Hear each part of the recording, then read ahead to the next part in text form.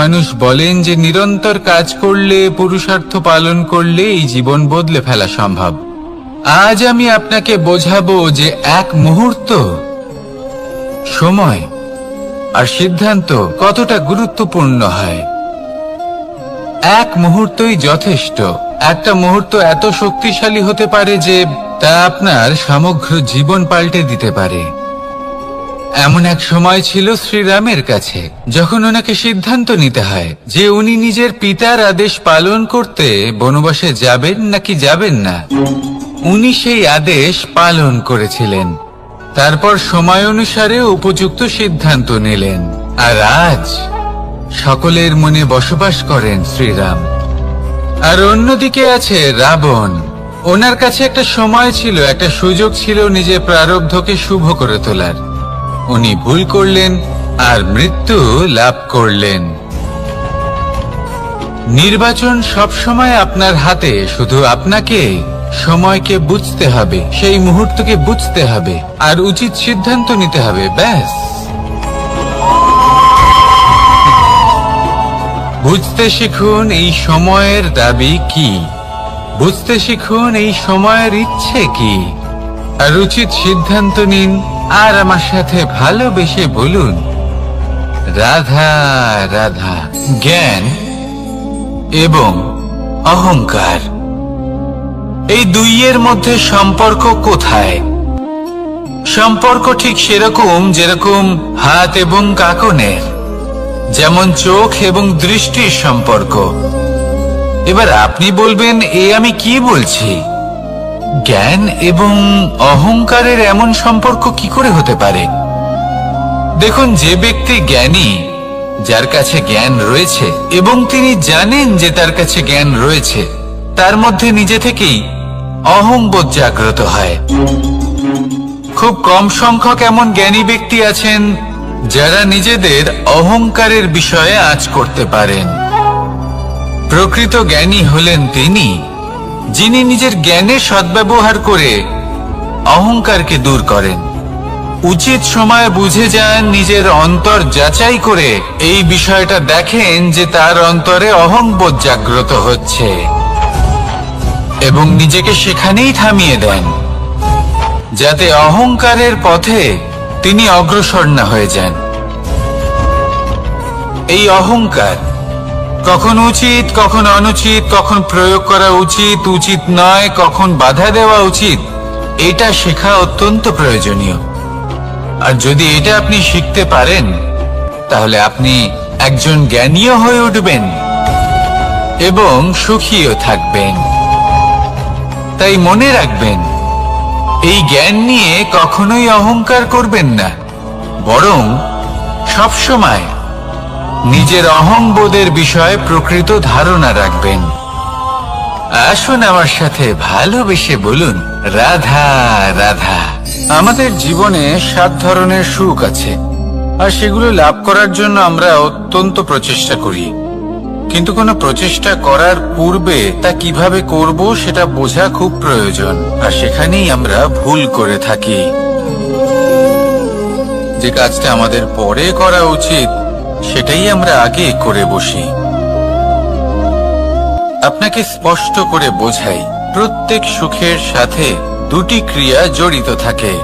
এবার যখন আমরা ধনের কথা বলি, তখনও 2টি ক্রিয়া জুড়ে থাকে। প্রথম ক্রিয়া হলো ধন অর্জন করা, দ্বিতীয় ক্রিয়া হলো ধনের ব্যবহার করা। আর জীবনে ধনের ব্যবহার করার পূর্বে ধন কিভাবে অর্জন করতে হয় তা শেখা অত্যন্ত প্রয়োজনীয়। আমরা মন্দিরে যাই, ভগবানের আরাধনা করি, তার জন্য পুজো করি, ওনাকে প্রসন্ন করতে চাই, কিন্তু তার আগে ভগবানের ওপর আস্থা রাখা প্রয়োজনীয়। যদি আপনার অটল বিশ্বাস থাকে, তবেই আপনি প্রকৃত ভক্ত হয়ে উঠতে পারবেন। এবার যদি আপনি বক্তা হয়ে থাকেন, শ্রেষ্ঠ বক্তা হতে চান, এই সংসারের সামনে নিজের বক্তব্য রাখতে চান, তাহলে কথা বলার পূর্বে কথা শুনতে শিখুন। তবেই আপনি একজন শ্রেষ্ঠ বক্তা হয়ে উঠতে পারবেন। জীবনে সম্পর্ক স্থাপন করার আগে সম্পর্ক বজায় রাখতে শিখুন। তবেই আপনি একজন প্রকৃত সাথী হয়ে উঠবেন। জীবনে পরাজয় মানার পূর্বে বিজয়ী হওয়ার চেষ্টা কিভাবে করতে হয় সেটা শিখুন। তবেই আপনি একজন নিপুণ ব্যক্তি হয়ে উঠবেন। অন্তিম এবং সবথেকে গুরুত্বপূর্ণ কথা, জীবনে ভালোবাসা লাভ করার পূর্বে ভালোবাসা প্রদান করতে শিখুন। তবেই আপনি একজন প্রকৃত প্রেমী হয়ে উঠবেন। আসুন আমার সাথে ভালোবেসে বলুন, রাধা রাধা। এই সংসারের সবথেকে বড় যুদ্ধ কোনটা? দেব-অসুরের যুদ্ধ যা অনেক বছর ধরে চলেছিল, নাকি রাম রাবণের যুদ্ধ, নাকি মহাভারত? না, সংসারের সবথেকে বড় যুদ্ধ হলো সেইটা যা নিজের সাথে লড়া হয়, নিজের মনের সাথে লড়া হয়, নিজের অন্তরের সাথে লড়া হয়। এটাই সবথেকে বড় যুদ্ধ। এবার নিজেই দেখুন আপনার সবথেকে বড় শত্রুকে। আপনার স্বার্থ, আপনার কামনাগুলি, আপনার অহংকারগুলি, যা আপনাকেই নষ্ট করে দেয়। যদি এদের ওপর আপনি বিজয় লাভ করতে পারেন, তাহলে ধরে নিন এই সংসারে সবার ওপরে আপনি বিজয় লাভ করতে পারবেন। এই সংসারে কেউ আপনাকে পরাজিত করতে পারবে না। কিন্তু তার জন্য প্রয়োজন অনুভূতির। অনুভূতি ভালোবাসার, অনুভূতি অনুপ্রেরণার। যে ব্যক্তি ভালোবাসতে পারেন এবং প্রেরণা দিতে পারেন, তিনি চিরকাল জয় লাভ করতে পারেন। নিজের কাছে ভালোবাসার এক অস্ত্র রাখুন আর প্রেরণার এক ঢাল। জীবনে কেউ আপনাকে পরাজিত করতে পারবে না। আসুন আর আমার সাথে ভালোবেসে বলুন, রাধা রাধা। সৌন্দর্য। মানুষ নিজের সৌন্দর্যের বিষয়ে কতটা ভাবে, চায় যে সে সব থেকে বেশি রূপবান হবে, সব থেকে বেশি সুন্দর হবে। কিন্তু সৌন্দর্যের পরিভাষা কি তা কি সে জানে? কোনো মাকে জিজ্ঞেস করুন, ওনার জন্য সৌন্দর্যের পরিভাষা ওনার সন্তান। কোনো ভক্তকে জিজ্ঞেস করুন, ওনার জন্য সৌন্দর্যের পরিভাষা ওনার ভগবান। শ্রীরামকে জিজ্ঞেস করুন, ওনার জন্য সৌন্দর্যের পরিভাষা হল হনুমান। ভাঙা হানু, ফুলে যাওয়া মুখ, দেখতে গেলে উনি বানর, লম্বা লেজ, এত নিরীহ যে ওনাকে অমূল্য মালা দিলে সেটা ছিঁড়ে তার ভেতরে শ্রীরামকে খুঁজছিলেন। কিন্তু ওনার ভাবনা কত সুন্দর। উনি এটা বিশ্বাস করেন যে সংসারের যতই মূল্যবান জিনিস দিয়ে এই মালা তৈরি করা হোক না কেন, যদি এর মধ্যে শ্রীরাম না থাকেন, তাহলে এর মধ্যে কোনো অর্থ নেই। সৌন্দর্য রূপে নয়, ভাবনায় নিহিত থাকে। যদি আপনি সৌন্দর্য প্রাপ্ত করতে চান, তাহলে তা কর্মে নিয়ে আসুন, ভাবনায় এবং বিচারে নিয়ে আসুন। এই সৌন্দর্য আপনার সাথেই থাকবে। যদি আপনি সৌন্দর্যকে রূপের মধ্যে খোঁজেন, তাহলে কিছুক্ষণের জন্য পাবেন। সেই সৌন্দর্য সময়ের সাথে হারিয়ে যাবে। সৌন্দর্য যদি পেতে চান, খুঁজতেই চান, তাহলে হৃদয় খুঁজুন, কর্মে খুঁজুন।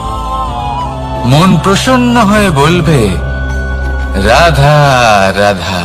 এই সংসারে মানুষ জন্মগ্রহণ করেন, বড় হতে থাকেন, পুরুষার্থ লাভ করেন, অর্জন করেন। অর্জন করা আসলে কি? বেশিরভাগ মানুষ বলেন অর্জন করা অর্থাৎ ধন সম্পত্তি অর্জন করা। আর কি অর্জন করা যায়? আর কি লাভ করা যায়? আসল প্রশ্ন হলো এটাই যে কি এমন আছে যা বাস্তব রূপে অর্জন করার যোগ্য। তা হলো ব্যবহার, জ্ঞান এবং সন্তোষ। কেন? কারণ আপনি যখন এই সংসার ছেড়ে চলে যাবেন, তখন আপনার ধন সম্পত্তি আপনাকে বিদায় জানাতে আসবে না। আপনাকে বিদায় জানাতে আসবে আপনার আপনজন, যাদের সাথে আপনার সুসম্পর্ক ছিল। সমগ্র সংসারে সহস্র মানুষ ধন অর্জন করে থাকেন। শ্রেষ্ঠ মানুষ হলেন তিনি, যিনি ব্যবহার, জ্ঞান এবং সন্তোষ অর্জন করে থাকেন, একে সকলের মধ্যে বিতরণ করেন। তাই এটাই করুন আর আমার সাথে ভালোবেসে বলুন, রাধা রাধা। সেই কখন থেকে এই পুস্তকটিকে দেখছি, কিন্তু এর থেকে আমি কোনো জ্ঞান লাভ করতেই পারছি না। এবার আপনি বলবেন যে আজ কেমন বিচিত্র কথা বলছি আমি।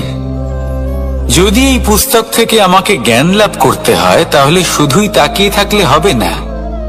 আমাকে এই পুস্তককে খুলতে হবে, পড়তে হবে, তাকে বুঝতে হবে, তবেই তো জ্ঞান প্রাপ্তি হবে। বড়ই সহজ একটা ব্যাপার, কিন্তু একে যাপন করা অত্যন্ত কঠিন, তাই না? আপনি নিজেকেই দেখে নিন। আপনার কাছে অনেক জ্ঞান রয়েছে। সহজ থেকে সহজতর জ্ঞানের কথা যদি বলি, আপনি এটুকু তো জানেন যে সত্যি কথা বলা ভালো কাজ, দান করা হলো পুণ্যের কাজ। আপনি জানেন যে পরিশ্রম করলে সাফল্য আসবে। এই জ্ঞান তো আমাদের কাছে রয়েছে, এমন অনেক জ্ঞান আমাদের কাছে রয়েছে, কিন্তু আলস্যের কারণে, অবহেলা করে আমরা শুধু এই জ্ঞান প্রয়োগ করতে পারি না, এই জ্ঞান যাপন করতে পারি না, একে আচরণে প্রয়োগ করতে পারি না, সেজন্য দুঃখী হয়ে যাই। তাই আপনার কাছে যা যা জ্ঞান আছে, যা যা জ্ঞান আপনি লাভ করেছেন, সেই জ্ঞান যাপন করা শুরু করুন, জীবনে প্রয়োগ করতে শুরু করুন। এই মন প্রত্যেকটি মুহূর্তে প্রসন্ন থাকবে, আর লক্ষ্য প্রাপ্ত করে এই মন বলবে, রাধা রাধা। একটা জলের ফোঁটাকে ফোঁটা নামে সম্বোধন করা হয়। অনেক ফোঁটা একত্রিত হলে সাগরের রূপ ধারণ করে। শুধু একটা পাতাকে পাতা বলা হয়, অন্য অনেক পাতার সাথে একত্রিত হলে তা গ্রন্থের রূপ ধারণ করে। একটা মাত্র সুতো অন্য সুতোর সাথে মিলিত হলে বস্ত্রের রূপ ধারণ করে। অনেক সংখ্যক ইট একত্রিত হলে মহলের রূপ ধারণ করে। সৈন্যরা একত্রিত হলে সৈন্যদল তৈরি হতে পারে। এটা হলো শক্তি সংগঠনের, এটাই হলো শক্তি একতার। তা সে বনস্পতি হোক বা কোনো ব্যক্তি হোক, কোনো মনোভাবই হোক, যদি একা থাকে তাহলে দুর্বল হয়ে পড়বে। যদি সংগঠিত থাকে তাহলে শক্তিও বাড়বে আর আপনাকে সামনে এগিয়েও নিয়ে যাবে। তাই এই একতায় বিশ্বাস রাখুন আর আমার সাথে ভালোবেসে বলুন, রাধা রাধা। এমন কিছু রয়েছে মানুষের মনে, তাদের জীবনে এমন এক আবেগ যা সর্বজন বিদিত, যা সবাই জানেন যে উপস্থিত আছে, সেটাকে আমরা সমস্যা বলে থাকি। এমনিতে আমরা সকলেই জানি যে এমন কোনো গৃহ নেই যেখানে মৃত্যুর ছায়া পড়েনি, এমন কোনো বৃক্ষ নেই যার দ্বারা ওষুধ তৈরি সম্ভব নয়, এমন কোনো অন্ন নেই যা সময়ের সাথে বিষ বা অমৃতে পরিণত হতে পারে। এবার এই সমস্যাগুলি কোনো ব্যক্তির জন্য সমস্যা হতে পারে, কিন্তু নিজে থেকে এরা কোনো সমস্যাই নয়।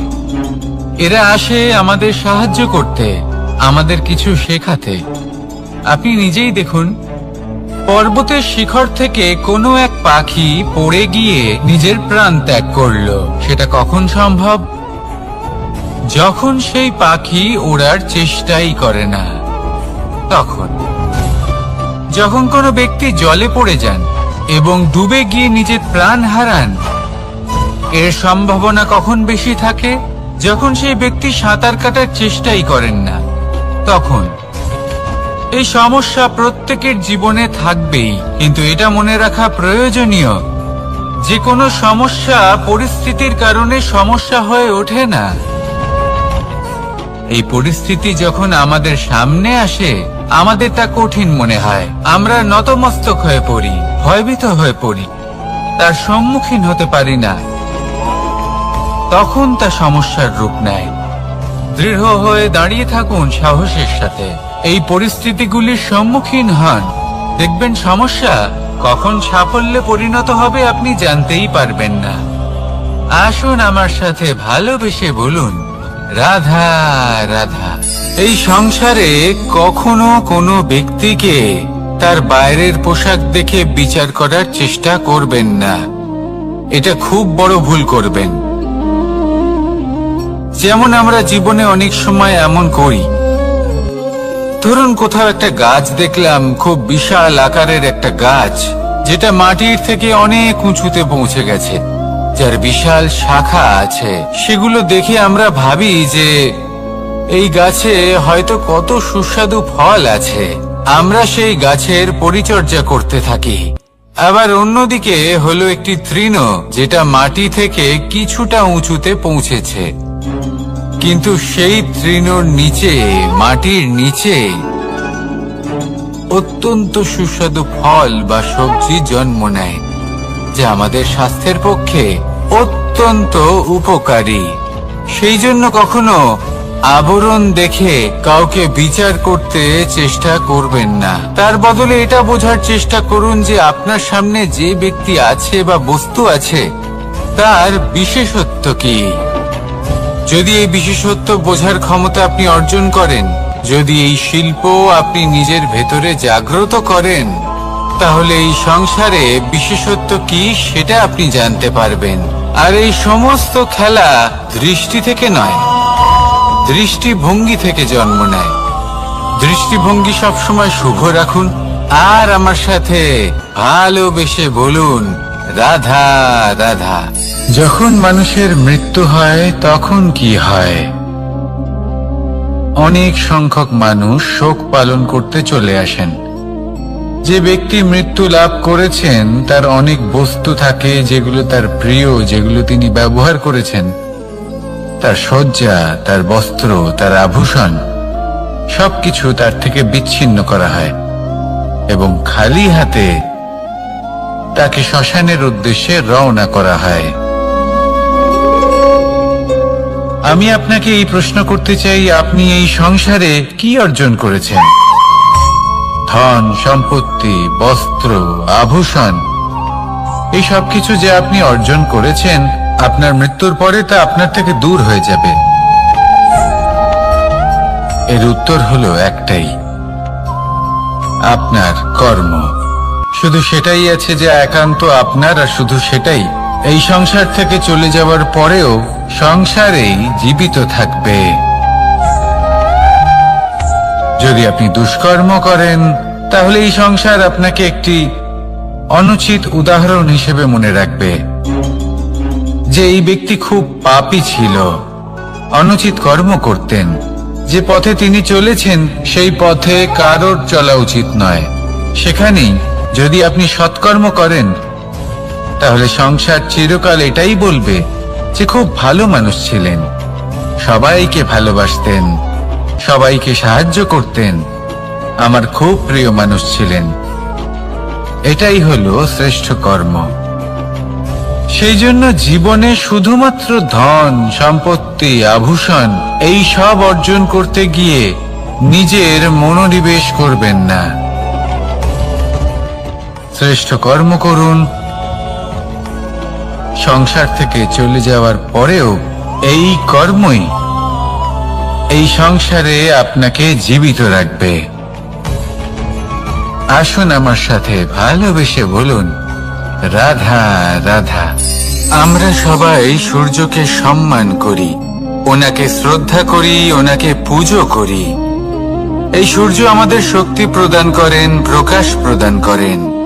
কখনো কখনো উষ্ণতা এতটাই বাড়িয়ে তোলেন, এতটাই তপ্ত করে তোলেন, আমাদের একথা মনে হয় যে আমাদের এই শরীর জ্বলে যাচ্ছে।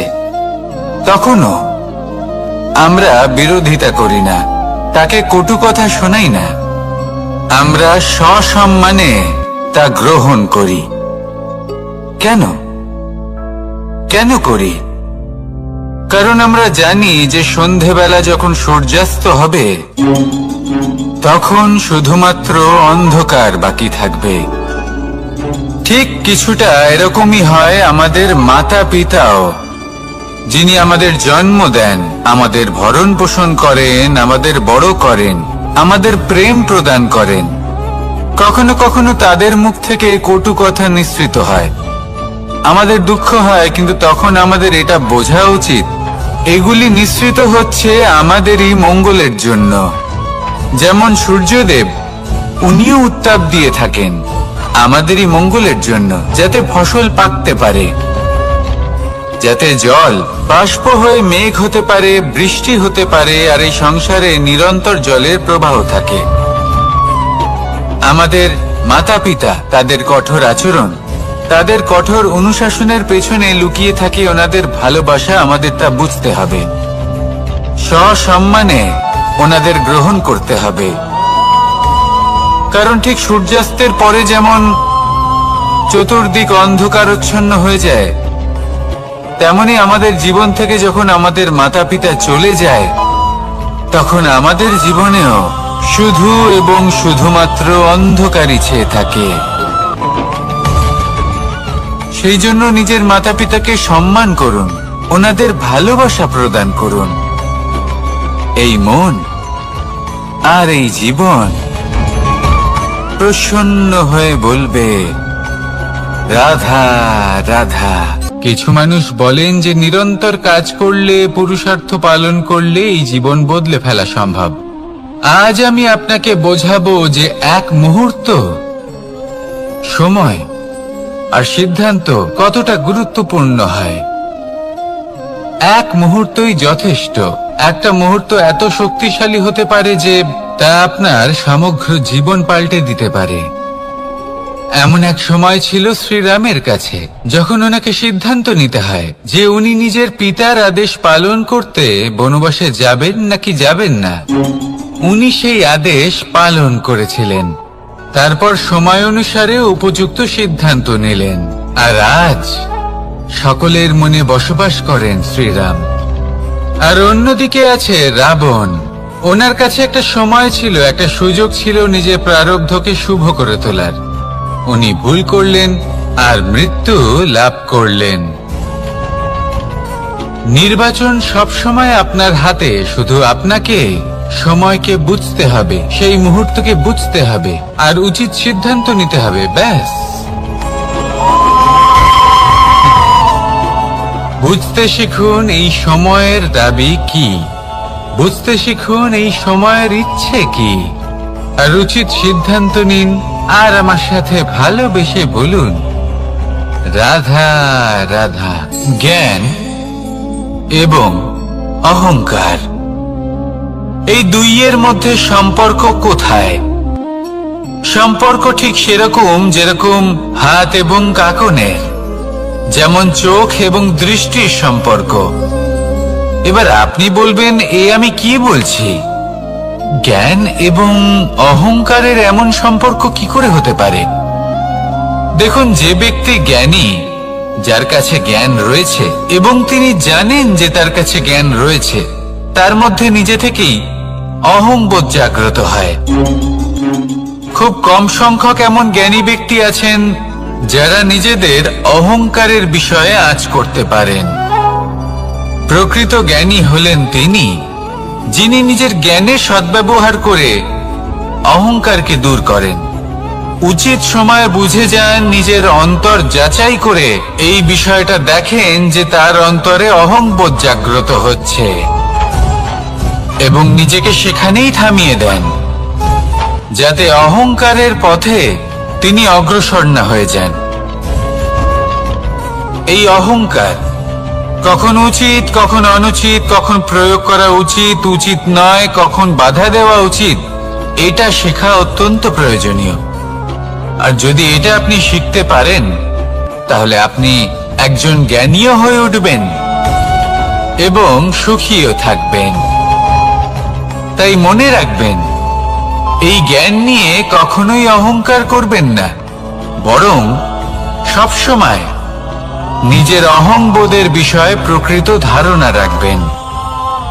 আসুন আমার সাথে ভালোবেসে বলুন, রাধা রাধা।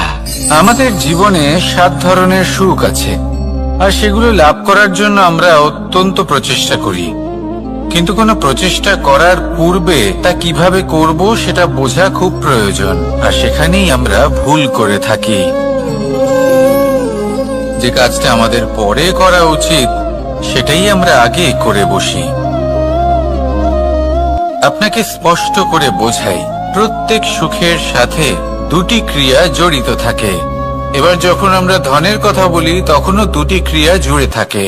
প্রথম ক্রিয়া হলো ধন অর্জন করা, দ্বিতীয় ক্রিয়া হলো ধনের ব্যবহার করা। আর জীবনে ধনের ব্যবহার করার পূর্বে ধন কিভাবে অর্জন করতে হয় তা শেখা অত্যন্ত প্রয়োজনীয়। আমরা মন্দিরে যাই, ভগবানের আরাধনা করি, তার জন্য পুজো করি, ওনাকে প্রসন্ন করতে চাই, কিন্তু তার আগে ভগবানের ওপর আস্থা রাখা প্রয়োজনীয়। যদি আপনার অটল বিশ্বাস থাকে তবেই আপনি প্রকৃত ভক্ত হয়ে উঠতে পারবেন। এবার যদি আপনি বক্তা হয়ে থাকেন, শ্রেষ্ঠ বক্তা হতে চান, এই সংসারের সামনে নিজের বক্তব্য রাখতে চান, তাহলে কথা বলার পূর্বে কথা শুনতে শিখুন। তবেই আপনি একজন শ্রেষ্ঠ বক্তা হয়ে উঠতে পারবেন। জীবনে সম্পর্ক স্থাপন করার আগে সম্পর্ক বজায় রাখতে শিখুন, তবেই আপনি একজন প্রকৃত সাথী হয়ে উঠবেন। জীবনে পরাজয় মানার পূর্বে বিজয়ী হওয়ার চেষ্টা কিভাবে করতে হয় সেটা শিখুন, তবেই আপনি একজন নিপুণ ব্যক্তি হয়ে উঠবেন। অন্তিম এবং সবথেকে গুরুত্বপূর্ণ কথা, জীবনে ভালোবাসা লাভ করার পূর্বে ভালোবাসা প্রদান করতে শিখুন, তবেই আপনি একজন প্রকৃত প্রেমী হয়ে উঠবেন। আসুন আমার সাথে ভালোবেসে বলুন, রাধা রাধা। এই সংসারের সবথেকে বড় যুদ্ধ কোনটা? দেব-অসুরের যুদ্ধ যা অনেক বছর ধরে চলেছিল, নাকি রাম রাবণের যুদ্ধ, নাকি মহাভারত? না, সংসারের সবথেকে বড় যুদ্ধ হলো সেইটা যা নিজের সাথে লড়া হয়, নিজের মনের সাথে লড়া হয়, নিজের অন্তরের সাথে লড়া হয়। এটাই সবথেকে বড় যুদ্ধ। এবার নিজেই দেখুন আপনার সবথেকে বড় শত্রুকে।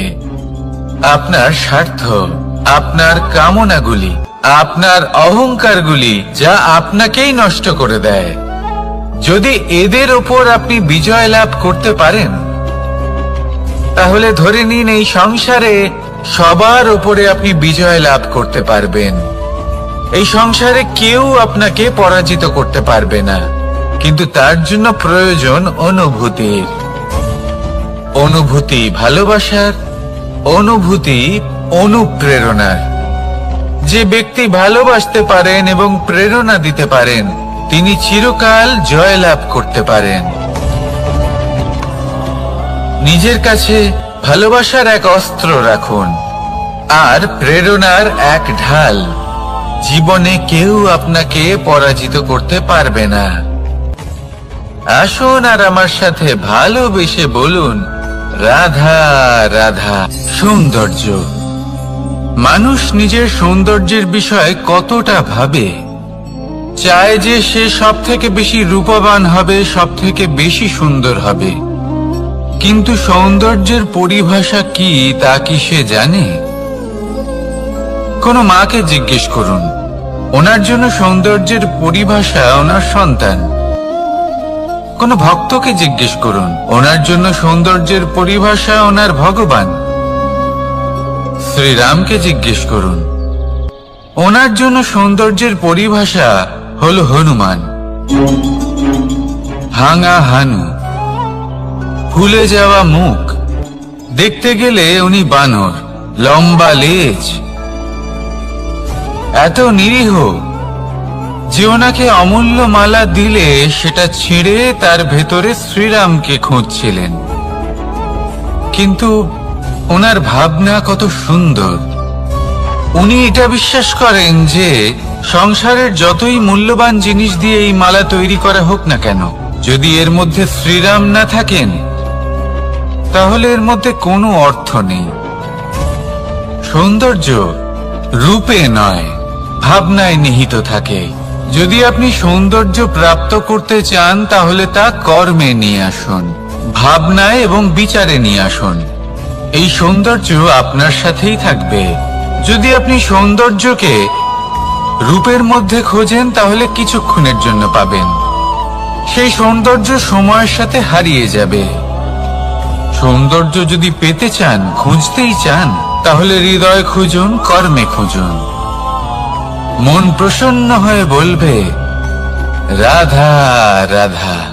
এই সংসারে মানুষ জন্মগ্রহণ করেন, বড় হতে থাকেন, পুরুষার্থ লাভ করেন, অর্জন করেন। অর্জন করা আসলে কি? বেশিরভাগ মানুষ বলেন অর্জন করা অর্থাৎ ধন সম্পত্তি অর্জন করা। আর কি অর্জন করা যায়? আর কি লাভ করা যায়?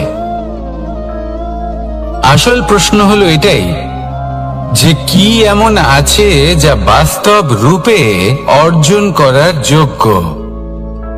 তা হলো ব্যবহার, জ্ঞান এবং সন্তোষ। কেন? কারণ আপনি যখন এই সংসার ছেড়ে চলে যাবেন তখন আপনার ধন সম্পত্তি আপনাকে বিদায় জানাতে আসবে না। আপনাকে বিদায় জানাতে আসবে আপনার আপনজন, যাদের সাথে আপনার সুসম্পর্ক ছিল। সমগ্র সংসারে সহস্র মানুষ ধন অর্জন করে থাকেন। শ্রেষ্ঠ মানুষ হলেন তিনি যিনি ব্যবহার, জ্ঞান এবং সন্তোষ অর্জন করে থাকেন, একে সকলের মধ্যে বিতরণ করেন। তাই এটাই করুন আর আমার সাথে ভালোবেসে বলুন রাধা রাধা। সেই কখন থেকে এই পুস্তকটিকে দেখছি, কিন্তু এর থেকে আমি কোনো জ্ঞান লাভ করতেই পারছি না। এবার আপনি বলবেন যে আজ কেমন বিচিত্র কথা বলছি আমি। যদি এই পুস্তক থেকে আমাকে জ্ঞান লাভ করতে হয় তাহলে শুধুই তাকিয়ে থাকলে হবে না। আমাকে এই পুস্তককে খুলতে হবে, পড়তে হবে, তাকে বুঝতে হবে, তবেই তো জ্ঞান প্রাপ্তি হবে। বড়ই সহজ একটা ব্যাপার, কিন্তু একে যাপন করা অত্যন্ত কঠিন, তাই না? আপনি নিজেকেই দেখে নিন। আপনার কাছে অনেক জ্ঞান রয়েছে। সহজ থেকে সহজতর জ্ঞানের কথা যদি বলি, আপনি এটুকু তো জানেন যে সত্যি কথা বলা ভালো কাজ, দান করা হলো পুণ্যের কাজ। আপনি জানেন যে পরিশ্রম করলে সাফল্য আসবে। এই জ্ঞান তো আমাদের কাছে রয়েছে, এমন অনেক জ্ঞান আমাদের কাছে রয়েছে, কিন্তু আলস্যের কারণে, অবহেলা করে আমরা শুধু এই জ্ঞান প্রয়োগ করতে পারি না, এই জ্ঞান যাপন করতে পারি না, একে আচরণে প্রয়োগ করতে পারি না, সেজন্য দুঃখী হয়ে যাই। তাই আপনার কাছে যা যা জ্ঞান আছে, যা যা জ্ঞান আপনি লাভ করেছেন, সেই জ্ঞান যাপন করা শুরু করুন, জীবনে প্রয়োগ করতে শুরু করুন। এই মন প্রত্যেকটি মুহূর্তে প্রসন্ন থাকবে, আর লক্ষ্য প্রাপ্ত করে এই মন বলবে রাধা রাধা। একটা জলের ফোঁটাকে ফোঁটা নামে সম্বোধন করা হয়। অনেক ফোঁটা একত্রিত হলে সাগরের রূপ ধারণ করে। শুধু একটা পাতাকে পাতা বলা হয়, অন্য অনেক পাতার সাথে একত্রিত হলে তা গ্রন্থের রূপ ধারণ করে। একটা মাত্র সুতো অন্য সুতোর সাথে মিলিত হলে বস্ত্রের রূপ ধারণ করে। অনেক সংখ্যক ইট একত্রিত হলে মহলের রূপ ধারণ করে। সৈন্যরা একত্রিত হলে সৈন্যদল তৈরি হতে পারে। এটা হলো শক্তি সংগঠনের, এটাই হলো শক্তি একতার। তা সে বনস্পতি হোক বা কোনো ব্যক্তি হোক, কোনো মনোভাবই হোক, যদি একা থাকে তাহলে দুর্বল হয়ে পড়বে। যদি সংগঠিত থাকে তাহলে শক্তিও বাড়বে আর আপনাকে সামনে এগিয়েও নিয়ে যাবে। তাই এই একতায় বিশ্বাস রাখুন আর আমার সাথে ভালোবেসে বলুন, রাধা রাধা।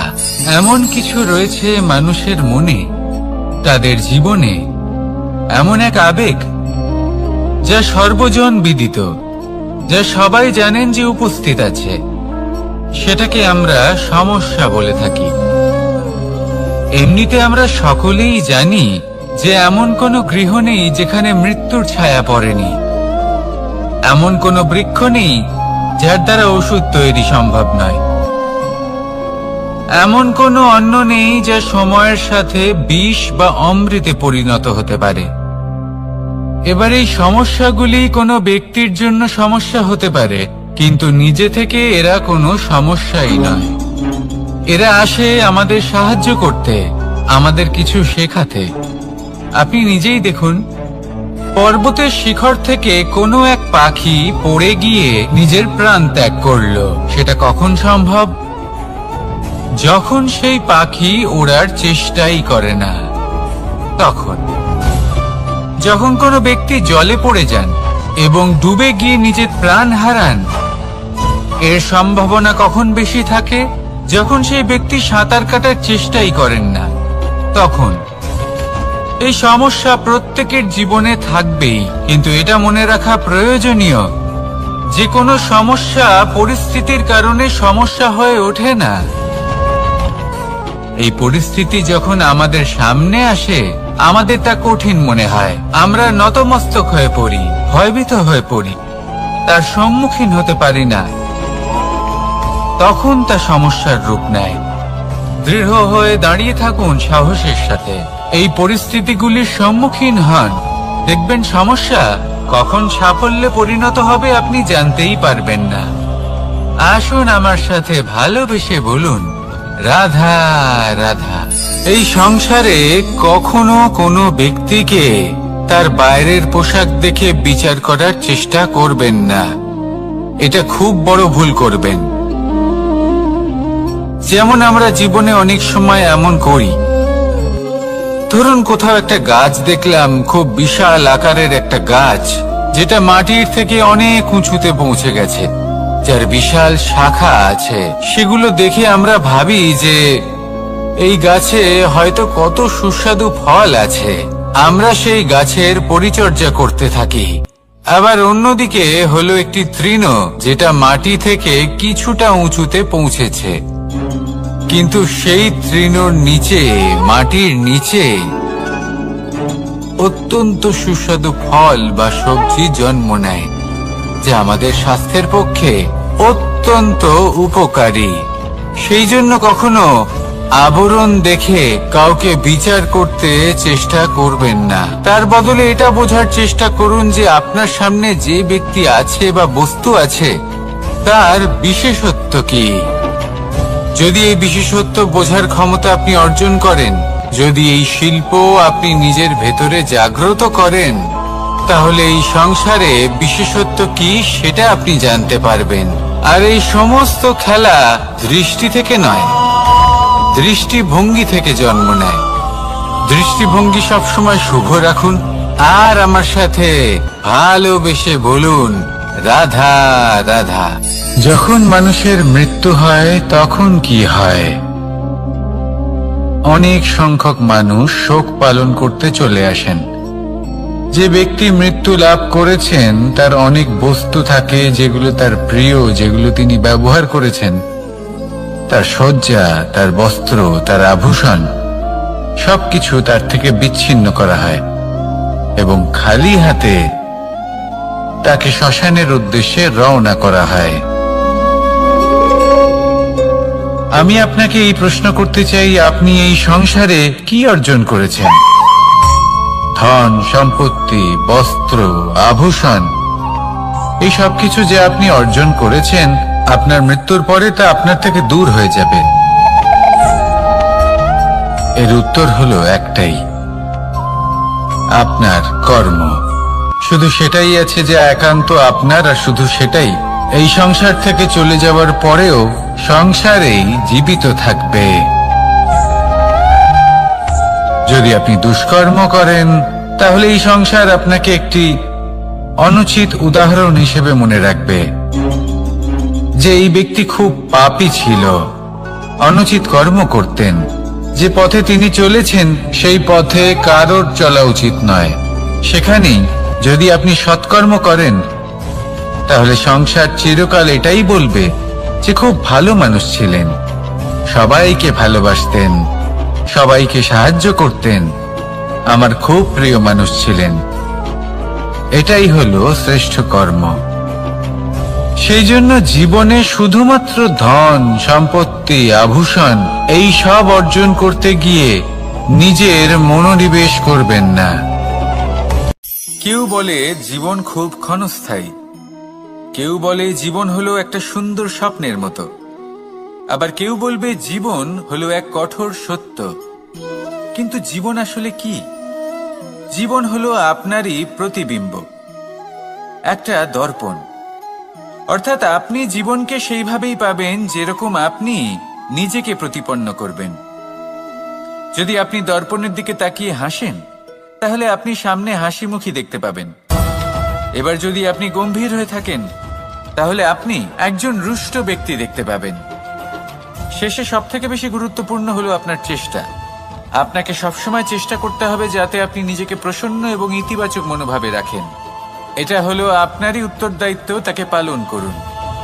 এই মনকে প্রসন্ন রাখুন, এই সংসারকে সুন্দর বলে মনে হবে। আর এই মন প্রসন্ন হয়ে বলবে রাধা রাধা।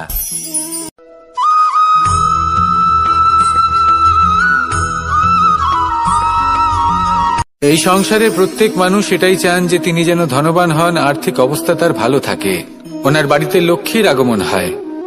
কিন্তু সেটা হবে কি করে, সেটাই হলো প্রশ্ন।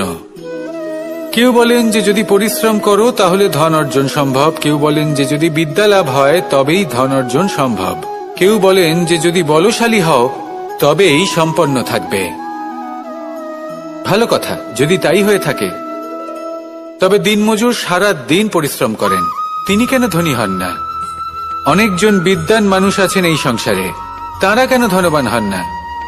অনেক সংখ্যক বলশালী ব্যক্তি আছেন, তাদের কাছে ধন নেই কেন? তাদের কেন ধনের অভাব হয়? আবার এমনও কিছু মানুষ আছেন যারা পরিশ্রম করেন, তারা দিনমজুর, কিন্তু তারা ধন অর্জন করতে পারেন। কিছু বিদ্বান ব্যক্তি আছেন যাদের কাছে অধিক মাত্রায় ধন রয়েছে, কয়েকজন বলশালী ব্যক্তি রয়েছেন যাদের কাছে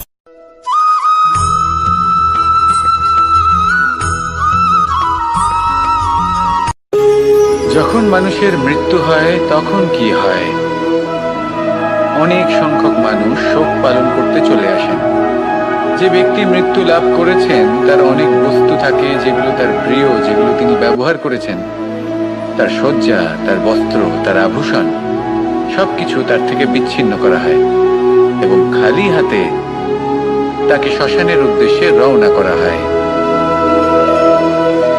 আমি আপনাকে এই প্রশ্ন করতে চাই, আপনি এই সংসারে কি অর্জন করেছেন? ধন সম্পত্তি, বস্ত্র, আভূষণ, এই সবকিছু যে আপনি অর্জন করেছেন, আপনার মৃত্যুর পরে তা আপনার থেকে দূর হয়ে যাবে। এর উত্তর হলো একটাই, আপনার কর্ম। শুধু সেটাই আছে যা একান্ত আপনার, আর শুধু সেটাই এই সংসার থেকে চলে যাওয়ার পরেও সংসারেই জীবিত থাকবে। যদি আপনি দুষ্কর্ম করেন তাহলে এই সংসার আপনাকে একটি অনুচিত উদাহরণ হিসেবে মনে রাখবে যে এই ব্যক্তি খুব পাপী ছিল, অনুচিত কর্ম করতেন। যে পথে তিনি চলেছেন সেই পথে কারোর চলা উচিত নয়। সেখানেই যদি আপনি সৎকর্ম করেন তাহলে সংসার চিরকাল এটাই বলবে যে খুব ভালো মানুষ ছিলেন, সবাইকে ভালোবাসতেন, সবাইকে সাহায্য করতেন, আমার খুব প্রিয় মানুষ ছিলেন। এটাই হলো শ্রেষ্ঠ কর্ম। সেই জন্য জীবনে শুধুমাত্র ধন সম্পত্তি আভূষণ এই সব অর্জন করতে গিয়ে নিজের মনোনিবেশ করবেন না। শ্রেষ্ঠ কর্ম করুন। সংসার থেকে চলে যাওয়ার পরেও এই কর্মই এই সংসারে আপনাকে জীবিত রাখবে। আসুন আমার সাথে ভালোবেসে বলুন রাধা রাধা।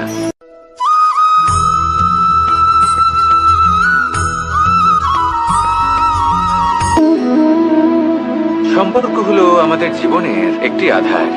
কিছু সম্পর্ক এমন যে আমরা জন্মসূত্রে লাভ করি, যেমন পরিবার, মা, বাবা। কিছু সম্পর্ক আছে যে আমরা জীবনে অর্জন করে থাকি, তা সে প্রেমের হোক, স্নেহের হোক বা বন্ধুত্বের। এই সকল সম্পর্ক লাভ করার বা গড়ে তোলার 5টি ধাপ রয়েছে। প্রথম ধাপ, কোনো ব্যক্তির সাথে আলাপ হওয়া, তার সাথে কথা বলা বা তাকে দেখা। দ্বিতীয় ধাপ, সে ব্যক্তিকে আমাদের ভালো লাগা। তৃতীয় ধাপ, আমাদের এটা চাইতে শুরু করা যে জীবনে এই ব্যক্তি যেন আমাদের বন্ধু হন, আমাদের জীবনে থাকেন, বা আমাদের কাউকে ভালোবেসে ফেলা। আর এটা আমাদের ভাবা বা চাওয়া যে সেই ব্যক্তি যেন আজীবন আমার সাথে থাকেন, আমার জীবনে আমার সাথী হয়ে। চতুর্থ ধাপ, লাভ করা। এবার এই ধাপটি অনেক মানুষের পক্ষেই খুবই সরল হয়, বড়ই সরলভাবে নিজেদের সঙ্গীকে লাভ করে থাকেন। কিছু মানুষের জন্য এই ধাপ অত্যন্ত কঠিন হয়ে থাকে। অনেক প্রতিকূল পরিস্থিতির উপর জয়লাভ করে তারা সঙ্গীকে লাভ করেন, কিন্তু লাভ অবশ্যই করেন। এরপরে আসে পঞ্চম, অন্তিম এবং সব থেকে গুরুত্বপূর্ণ ধাপ। সেটা হলো সেই সম্পর্ক পালন করা। এটা হলো এমন এক বিষয় যা প্রত্যেক মানুষের শেখা উচিত। যদি ব্যক্তি নিজের জীবনে সম্পর্ক রক্ষা করতে শিখে যান, তবে প্রত্যেক সম্পর্ক তার জীবনকে স্বর্গ করে তুলবে। আসুন আর আমার সাথে ভালোবেসে বলুন, রাধা রাধা।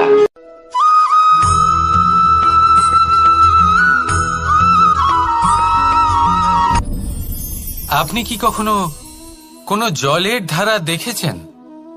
তার সামনে যতই মাটি থাকুক না কেন, যতই কাদা থাকুক না কেন, যখন এই জলের ধারা বইতে আরম্ভ করে দেয়, তাহলে নিজের মনের, নিজের ভাবনার, নিজের জীবনের যত অনাবশ্যক তত্ত্ব আছে, অনুপযোগী অংশ রয়েছে, অর্থাৎ অপরিষ্কার অংশ রয়েছে, তা নিজে থেকেই নির্মল হয়ে উঠবে।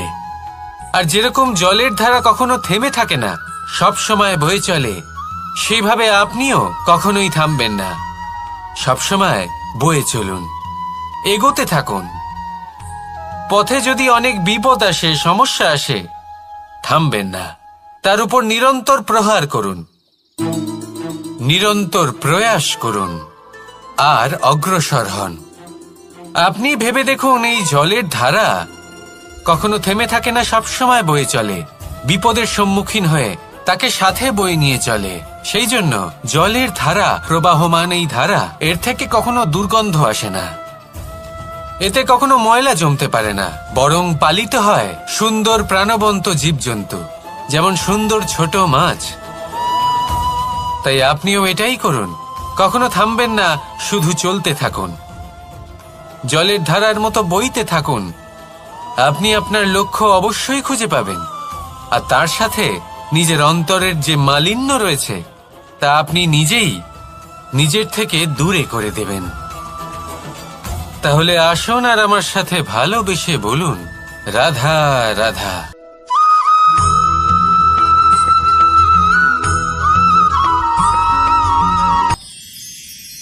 মানুষ তার জীবনে দুই ধরনের পরিস্থিতিকে খুব ভয় পায়।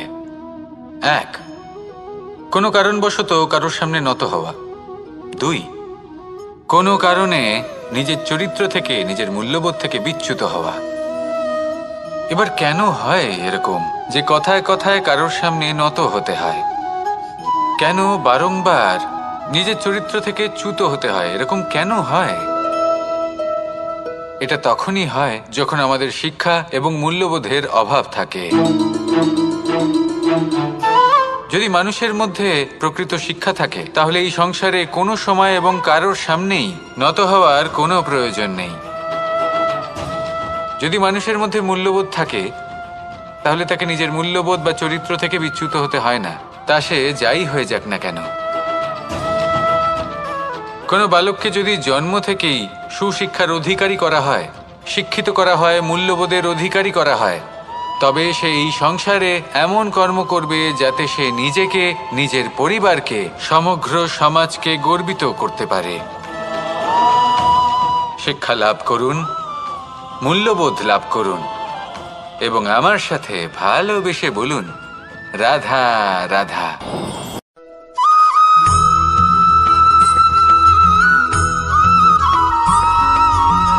আপনি কখনো কোনো বাজকে নিজের বাসা বানাতে দেখেছেন? এই বাজ যখনই কোনো বাসা বানায় তখন উঁচু গাছের ডালে বা কোনো পর্বতের শিখরে বাসা বানায়, অনেক উচ্চতায়, আর সেখানে তার সন্তানও জন্মগ্রহণ করে। যখন এই সন্তানেরা জন্মায় তখন এই বাজ খুবই ভালোবেসে এবং খুব সাবধানে এদের পালন পোষণ করে, নিজের ঠোঁট দিয়ে তাদের ঠোঁটে খাবার পরিবেশন করে। কিন্তু যেই সেই সন্তানেরা হৃষ্টপুষ্ট হয়ে যায় এবং সেই কথা বাজ নিজে বুঝতে পেরে যায়, সেই বাজ নিজেই সেই বাসা ছিন্ন ভিন্ন করে দেয়। সেই সন্তান যাদের সবেমাত্র ডানা গজিয়েছে, কিভাবে উড়তে হয় তারা জানে না, সেই সন্তানগুলিকে উচ্চতা থেকে ঠেলে দেয়। সেই সন্তান প্রথমে ভয়ভীত হয়ে যায়। তারা সামনে মৃত্যুকে দেখতে পেয়ে ভয়ের কারণে তাদের ডানা ঝাপটাতে থাকে, আর সেই প্রক্রিয়াতেই সেই সন্তানগুলি উড়তে শুরু করে দেয়। এবার এই ঘটনায় আমরা কি শিক্ষা পেতে পারি? এটাই, যদি আপনি মাতা পিতা হন তাহলে নিজের সন্তানকে অবশ্যই স্নেহ করুন, কিন্তু তাদেরকে নিজের আঁচলের তলায় বেঁধে রাখবেন না। যদি আপনি চান আপনার সন্তান জীবনে উন্নতি করুক, তাহলে নিজের মুঠো থেকে তাদের স্বতন্ত্র করে দিন, এই সংসারে সংঘর্ষ করতে দিন। সেই সন্তান নিজেই বুঝতে পারবে যে জন্মের সময় পাওয়া ডানা কি করে ব্যবহার করতে হয়, আর আপনার চোখের সামনে আপনার সন্তান এই আকাশে উড়তে থাকবে। তাহলে আসুন আমার সাথে ভালোবেসে বলুন, রাধা রাধা।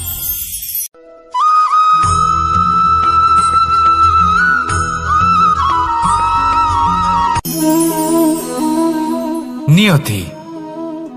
রাধা আমাকে বলে, কৃষ্ণ, যদি তুমি জানো যে নিয়তিতে কি আছে তাহলে তাকে বদলে দাও না কেন? মহাদেব আমাকে বলেন যে শ্রীকৃষ্ণ, যদি আপনি এটা জানেন যে সাম্বের নিয়তি এটাই, তাহলে আপনি তাকে বদলানোর চেষ্টা কেন করেন? কেন? কারণ আমি একজন পিতা, আর পিতার কর্তব্য এটাই, তিনি যেন সম্ভাব্য সব চেষ্টা করেন নিজের সন্তানের মঙ্গলের জন্য। নিয়তি আমি জানি, কিন্তু এটাও আমি জানি যে কর্মের থেকে বড় আর কোনো নিয়তি হতে পারে না। অভিজ্ঞতাও রয়েছে যে কর্মের হাতে নিয়তির এই চক্র বদলে যেতে পারে। তাই জীবনে যদি আপনার কখনো এমন মনে হয় যে এটা তো অসম্ভব, তখনও চেষ্টা করা কখনোই ছাড়বেন না। কে বলতে পারে আপনারই কর্মের কোনো এক বীজ হয়তো নিয়তির চাকায় আটকে গেল আর নিয়তিকে নিজের পথ পাল্টাতে হলো, ঠিক কি না? সেই জন্য নিয়তিকে ভাগ্য মেনে নিয়ে চুপ করে বসে থাকবেন না। নিজের নিয়তি স্বয়ং নিজের কর্মের দ্বারা নির্ধারিত করুন, কারণ আপনার এই কর্মের ওপরেই আপনার অধিকার রয়েছে, আর এই অধিকারকে নিয়তি অনেক সময় সম্মানও করে। তাহলে আসুন আর আমার সাথে ভালোবেসে বলুন, রাধা রাধা।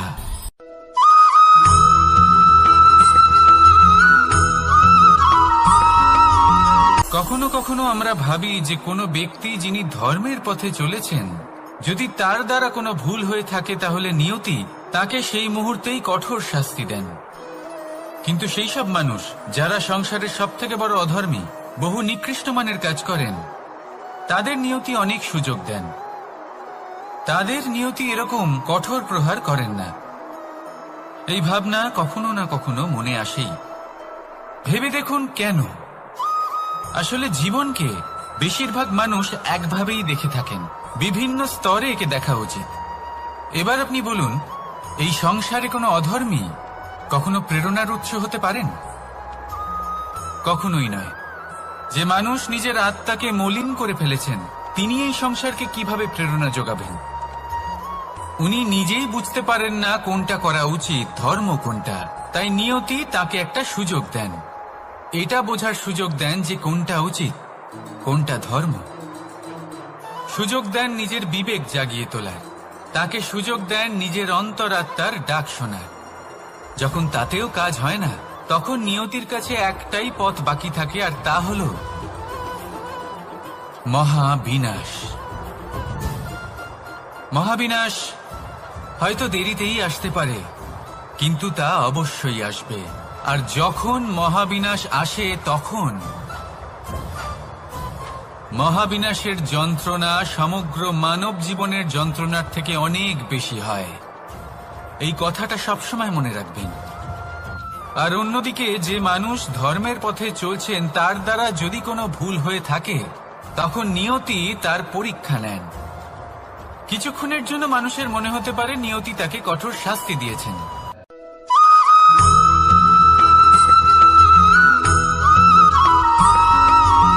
এই সংসারে কখনো কোনো ব্যক্তিকে তার বাইরের পোশাক দেখে বিচার করার চেষ্টা করবেন না। এটা খুব বড় ভুল করবেন। যেমন আমরা জীবনে অনেক সময় এমন করি, ধরুন কোথাও একটা গাছ দেখলাম, খুব বিশাল আকারের একটা গাছ, যেটা মাটির থেকে অনেক উঁচুতে পৌঁছে গেছে, যার বিশাল শাখা আছে। সেগুলো দেখে আমরা ভাবি যে এই গাছে হয়তো কত সুস্বাদু ফল আছে। আমরা সেই গাছের পরিচর্যা করতে থাকি। আবার অন্যদিকে হলো একটি তৃণ, যেটা মাটি থেকে কিছুটা উঁচুতে পৌঁছেছে, কিন্তু সেই তৃণর নিচে, মাটির নিচে অত্যন্ত সুস্বাদু ফল বা সবজি জন্ম নেয়, যা আমাদের স্বাস্থ্যের পক্ষে অত্যন্ত উপকারী। সেই জন্য কখনো আবরণ দেখে কাউকে বিচার করতে চেষ্টা করবেন না। তার বদলে এটা বোঝার চেষ্টা করুন যে আপনার সামনে যে ব্যক্তি আছে বা বস্তু আছে তার বিশেষত্ব কি। যদি এই বিশেষত্ব বোঝার ক্ষমতা আপনি অর্জন করেন, যদি এই শিল্প আপনি নিজের ভেতরে জাগ্রত করেন, তাহলে এই সংসারে বিশেষত্ব কি সেটা আপনি জানতে পারবেন। আর এই সমস্ত খেলা দৃষ্টি থেকে নয়, দৃষ্টিভঙ্গি থেকে জন্ম নেয়। দৃষ্টিভঙ্গি সবসময় শুভ রাখুন আর আমার সাথে ভালোবেসে বলুন, রাধা রাধা।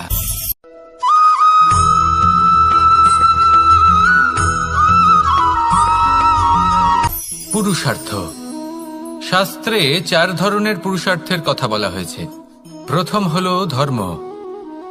আপনি কি জানেন এই ধর্ম আসলে কি? আপনার কি মনে হয় ধর্ম আসলে কি? কোনো বিশেষ ঈশ্বরকে মানাই কি ধর্ম বলা হয়? নাকি কোনো বিশেষ রীতি পালন করাই হলো ধর্ম? নাকি কোনো বিশেষ সাহিত্যকে সর্বশ্রেষ্ঠ মনে করাই হলো ধর্ম? না, ধর্ম হলো সেটা যাকে ধারণ করা যেতে পারে। আর ধারণ শুধু সেটাই করা যায় যা পবিত্র।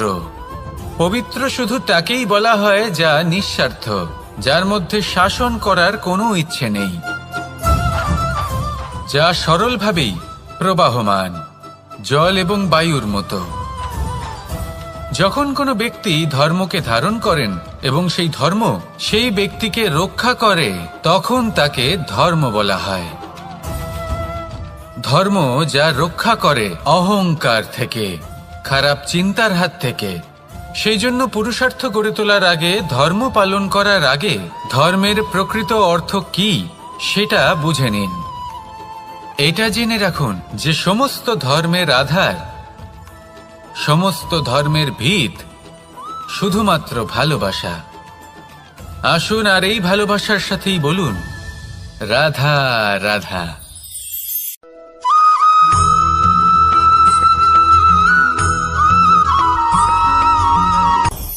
আপনি কখনো পর্বতের শিখরে উঠেছেন? আপনি দেখতে পাবেন পর্বতের পদতলে প্রচুর সুন্দর ফুল রয়েছে, সবুজ বনানী রয়েছে। যত আপনি ওপরে উঠতে থাকবেন তত ফুল কমতে থাকবে, সবুজ বনানী কমতে থাকবে। আরো কিছুটা ওপরে উঠলে কাঁটা জাতীয় গাছ দেখতে পাবেন, শুকনো গাছ দেখতে পাবেন। আরো যদি ওপরে ওঠেন তাহলে পাষাণ দেখতে পাবেন। আরো ওপরে উঠলে হিমখণ্ড দেখতে পাবেন। এই যে পর্বত, তা মনুষ্য জীবনের সবথেকে উত্তম উদাহরণ। মানুষ যখন সাফল্যের শিখরে পৌঁছতে চান, মহানুভবতার শিখরে পৌঁছতে চান, পথে যত আস্তে আস্তে উপরে উঠতে থাকেন, ততই ভৌতিক বস্তু তার থেকে বিচ্ছিন্ন হতে থাকে। যদি তিনি সেই ভৌতিক বস্তুগুলি ত্যাগ না করতে পারেন, তাহলে কখনোই সেই স্থানে পৌঁছতে পারবেন না। আর মানুষ যদি উচিত ত্যাগ করতে পারেন, পথে অগ্রসর হতে থাকেন, এগোতে থাকেন, তাহলে একদিন না একদিন তিনি মহানুভবতার, জ্ঞানের, সাফল্যের হিমের স্বাদ অবশ্যই লাভ করবেন। মনে রাখবেন, মানব জীবনে ত্যাগ হলো অত্যন্ত গুরুত্বপূর্ণ অংশ। আসুন আমার সাথে ভালোবেসে বলুন, রাধা রাধা।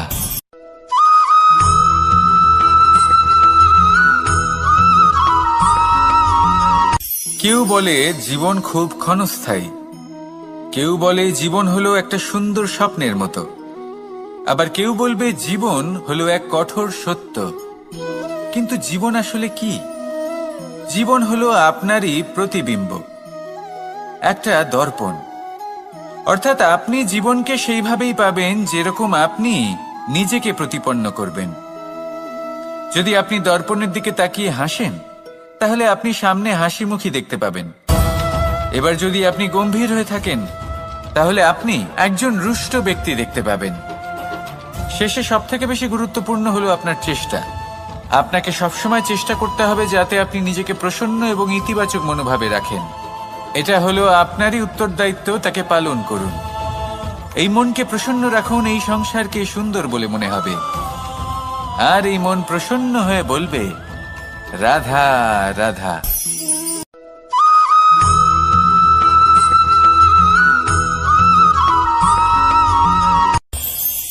এই সংসারে আমরা প্রকাশ কোথা থেকে পাই? এর উত্তর বড়ই সরল। ভোরে যখন সূর্যোদয় হয়, তখন প্রকাশের কিরণ আমাদের ঘরে এসে পৌঁছয়। এইভাবেই আমরা প্রকাশ লাভ করি। এবার এই প্রকাশের আলোতেই আমরা সারাদিনের কাজ সম্পন্ন করি। সন্ধে হয়ে যায়, সূর্যাস্তও হয়ে যায়। আর আমাদের ঘর যাতে অন্ধকার না হয়, তার জন্য আমরা একটা প্রদীপ প্রজ্বলিত করি। এটাই ঘটে আমাদের জীবনেও।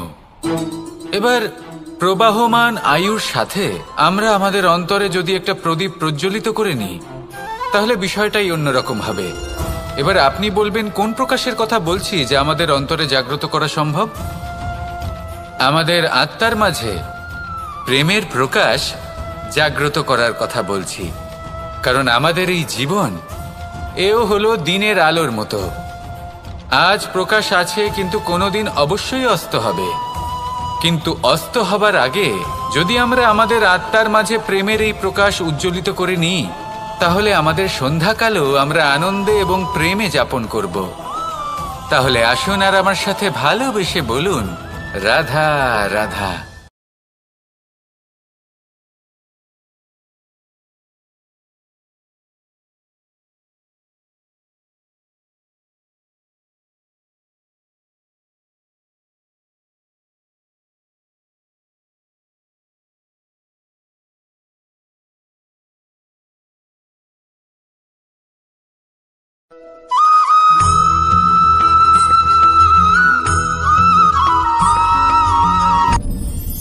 আপনি কি কখনো কোনো জলের ধারা দেখেছেন?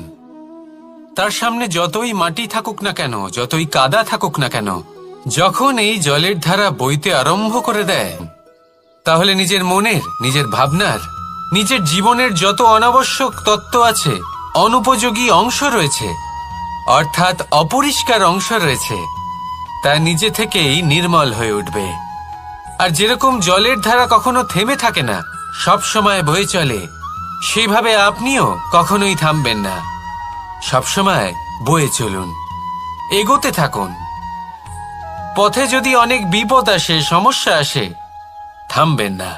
তার উপর নিরন্তর প্রহার করুন, নিরন্তর প্রয়াস করুন, আর অগ্রসর হন। আপনি ভেবে দেখুন, এই জলের ধারা কখনো থেমে থাকে না, সবসময় বয়ে চলে। বিপদের সম্মুখীন হয়ে তাকে সাথে বয়ে নিয়ে চলে।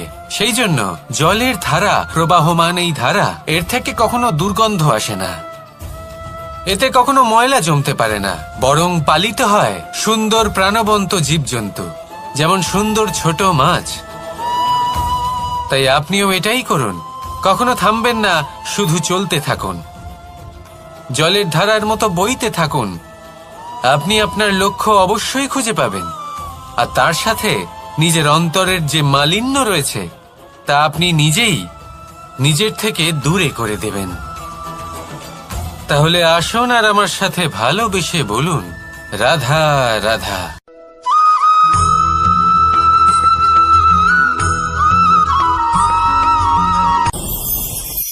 ভয়ের সাথে আমরা সবাই পরিচিত, কষ্টও আমরা সবাই পেয়েছি।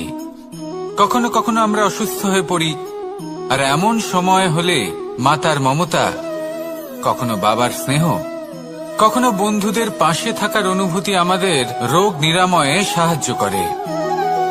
কখনো যদি আমরা নিরাশ হয়ে পড়ি, তখন যদি আমাদের কোনো আপনজন আমাদের দুটো ভালো কথা বলে, তখন আমাদের মনোবল বেড়ে যায়। ঠিক তেমন সংসারের এই রঙ্গমঞ্চে যদি আপনি পীড়িত অনুভব করেন, কিছু শুভ কথা আলোচনা করুন, কিছু স্তুতি গান করুন, কিছু মুহূর্তের জন্য হলেও নিজের ইষ্টদেবের কথা স্মরণ করুন আর প্রার্থনা করুন। সাহস বাড়বে, শক্তিও বৃদ্ধি পাবে এবং সামনে এগিয়ে চলার পথও দেখতে পাবেন। তখন এই মন প্রসন্ন হয়ে বলবে, রাধা রাধা।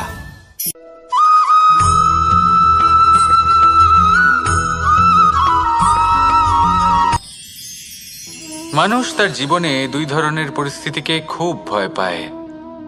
এক, কোনো কারণবশত কারোর সামনে নত হওয়া।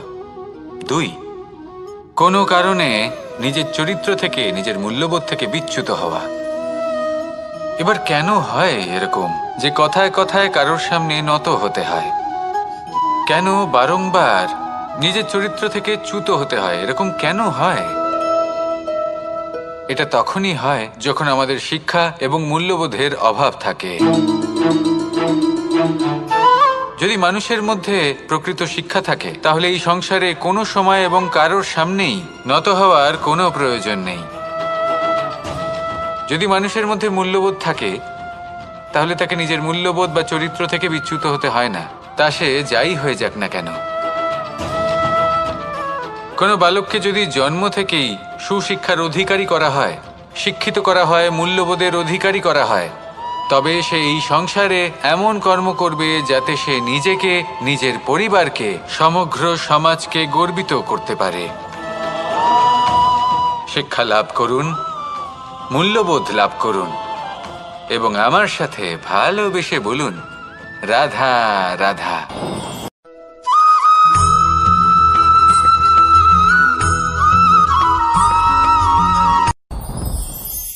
সাথী। সাথী এই শব্দটির ব্যাখ্যা কে কিভাবে করে? মিত্র, সখা, বন্ধু। কিন্তু অর্থ একটাই, তিনি যিনি আপনার সঙ্গী হন আর তিনি যার সাথী আপনি হন। এবার সব থেকে বড় প্রশ্ন হলো এটাই যে তিনি কে হতে পারেন যাকে আপনি আপনার সাথী বলে মেনে নিতে পারেন, নিজের সখা, নিজের মিত্র, নিজের বন্ধু মেনে নিতে পারেন। আপনার সাথী হলেন তিনি যিনি দুঃখের সময় আপনার পাশে থাকবেন, আপনার হাত ধরে থাকবেন। আপনার সাথী হলেন তিনি যার হাত আপনি নিজের সুখের দিনে ধরে থাকবেন। সেই সাথীরই হাত ধরুন যিনি দুঃখে সবসময় আপনাকে সাহায্য করার জন্য তৎপর হয়ে থাকেন, আপনার পাশে থাকেন, আর যাকে সুখের দিনে আপনি আপনার সাথে রাখতে পারেন। আর যখন আপনার সাথে আপনার এই সাথী থাকবে, তখন আপনি এটা বুঝবেন যে যখন জীবনে দুঃখ আসে, তখন এই দুঃখ কমে যায়, সবার মধ্যে ভাগ হয়ে যায়। আর যদি তখন সুখ আসে, তাহলে সেটা সবার উপস্থিতিতে আরো বেড়ে যায়। এটাই হলো প্রেম, এটাই হলো ভালোবাসা, এটাই হলো সঙ্গ। যেমন সম্পর্ক আমার আর রাধার মাঝে। তাহলে আসুন আর আমার সাথে ভালোবেসে বলুন, রাধা রাধা।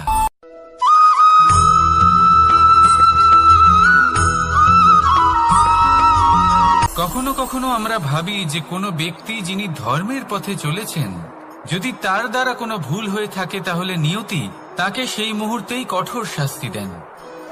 কিন্তু সেই সব মানুষ যারা সংসারের সব থেকে বড় অধর্মী, বহু নিকৃষ্ট মানের কাজ করেন, তাদের নিয়তি অনেক সুযোগ দেন। তাদের নিয়তি এরকম কঠোর প্রহার করেন না। এই ভাবনা কখনো না কখনো মনে আসেই। ভেবে দেখুন কেন? আসলে জীবনকে বেশিরভাগ মানুষ একভাবেই দেখে থাকেন, বিভিন্ন স্তরে একে দেখা উচিত। এবার আপনি বলুন, এই সংসারে কোনো অধর্মী কখনো প্রেরণার উৎস হতে পারেন? কখনোই নয়। যে মানুষ নিজের আত্মাকে মলিন করে ফেলেছেন, তিনি এই সংসারকে কিভাবে প্রেরণা যোগাবেন? উনি নিজেই বুঝতে পারেন না কোনটা করা উচিত, ধর্ম কোনটা। তাই নিয়তি তাকে একটা সুযোগ দেন, এটা বোঝার সুযোগ দেন যে কোনটা উচিত, কোনটা ধর্ম।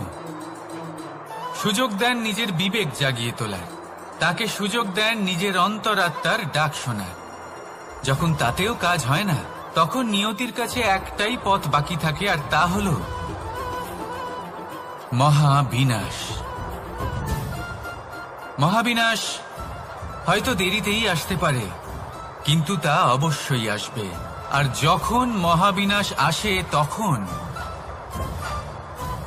মহাবিনাশের যন্ত্রণা সমগ্র মানব জীবনের যন্ত্রণার থেকে অনেক বেশি হয়। এই কথাটা সবসময় মনে রাখবেন। আর অন্যদিকে যে মানুষ ধর্মের পথে চলছেন, তার দ্বারা যদি কোনো ভুল হয়ে থাকে, তখন নিয়তি তার পরীক্ষা নেন। কিছুক্ষণের জন্য মানুষের মনে হতে পারে নিয়তি তাকে কঠোর শাস্তি দিয়েছেন।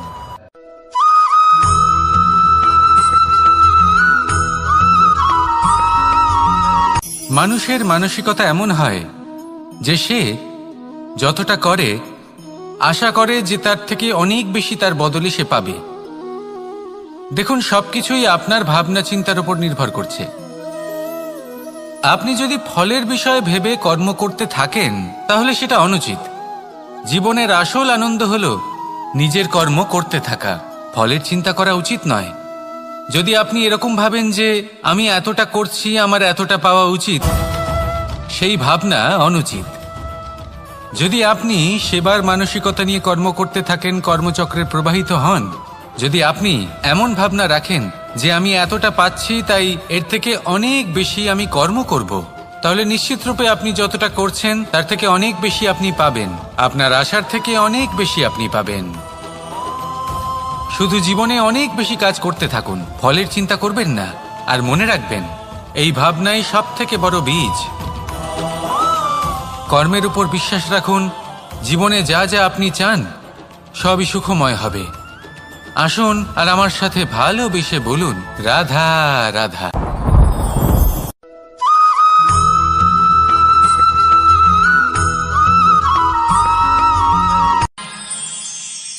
আমরা সবাই সূর্যকে সম্মান কেন করি? কারণ আমরা জানি যে সন্ধেবেলা যখন সূর্যাস্ত হবে, তখন শুধুমাত্র অন্ধকার বাকি থাকবে। ঠিক কিছুটা এরকমই হয় আমাদের মাতা পিতাও, যিনি আমাদের জন্ম দেন, আমাদের ভরণ পোষণ করেন, আমাদের বড় করেন, আমাদের প্রেম প্রদান করেন। কখনো কখনো তাদের মুখ থেকে কটু কথা নিঃসৃত হয়, আমাদের দুঃখ হয়, কিন্তু তখন আমাদের এটা বোঝা উচিত এগুলি নিঃসৃত হচ্ছে আমাদেরই মঙ্গলের জন্য। যেমন সূর্যদেব, উনিও উত্তাপ দিয়ে থাকেন আমাদেরই মঙ্গলের জন্য, যাতে ফসল পাকতে পারে, যাতে জল বাষ্প হয়ে মেঘ হতে পারে, বৃষ্টি হতে পারে, আর এই সংসারে নিরন্তর জলের প্রবাহ থাকে। আমাদের মাতা পিতা, তাদের কঠোর আচরণ, তাদের কঠোর অনুশাসনের পেছনে লুকিয়ে থাকে ওনাদের ভালোবাসা। আমাদের তা বুঝতে হবে, সসম্মানে ওনাদের গ্রহণ করতে হবে। কারণ ঠিক সূর্যাস্তের পরে যেমন চতুর্দিক অন্ধকারচ্ছন্ন হয়ে যায়, তেমনি আমাদের জীবন থেকে যখন আমাদের মাতা পিতা চলে যায়, তখন আমাদের জীবনেও শুধু এবং শুধুমাত্র অন্ধকারই ছেয়ে থাকে। সেই জন্য নিজের মাতা পিতাকে সম্মান করুন, ওনাদের ভালোবাসা প্রদান করুন। এই মন আর এই জীবন প্রসন্ন হয়ে বলবে, রাধা রাধা।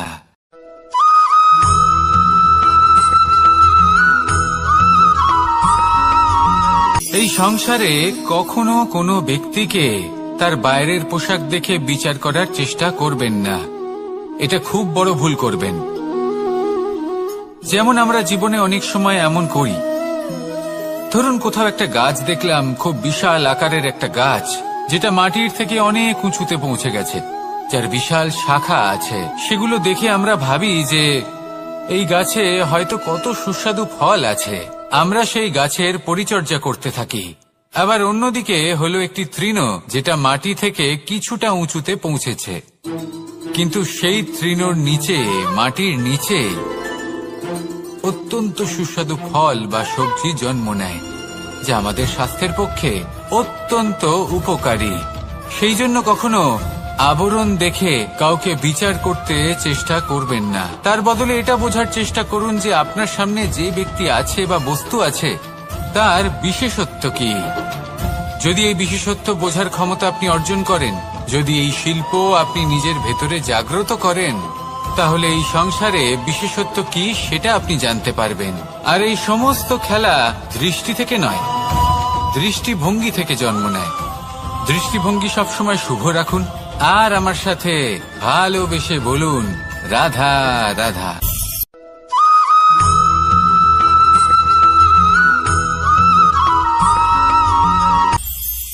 এটা হলো ধান গাছ।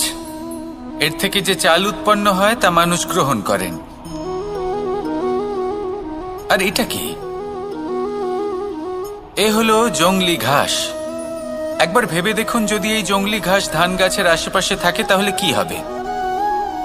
ধান উৎপন্ন হতে পারবে? তা উৎকৃষ্ট হতে পারবে? আমরা কি তা গ্রহণ করতে পারবো? কখনোই নয়। এই জংলি ঘাস ধানকে নষ্ট করে দেবে, কিন্তু নিজে জীবিত থাকবে। এটাই হলো আজকের শিক্ষা। এই সংসারে যদি আপনি নীতির পথে চলতে চান, উচিত কর্ম করতে চান, সংসারকে সেবা করতে চান, তাহলে জংলি ঘাসের মতো ব্যক্তিদের থেকে সবসময় দূরে থাকতে হবে। সেই ব্যক্তি যারা দুর্নীতি এবং মিথ্যা দ্বারা পরিপূর্ণ, যাদের ব্যবহার অশুভ, যাদের অনেক অশুভ গুণ রয়েছে, তারা সঠিক নয়। সেই সকল ব্যক্তি যাদের চরিত্র অত্যন্ত দুষ্ট হয়, তারা হয় শুভ চরিত্রের ব্যক্তিকে একদম নষ্ট করে দেয়, নয় নিজের মতো বানিয়ে তোলে।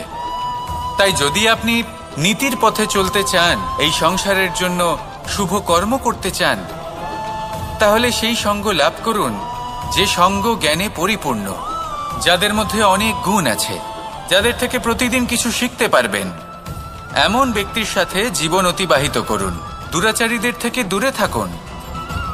তবেই এই মন প্রসন্ন হয়ে বলবে, রাধা রাধা।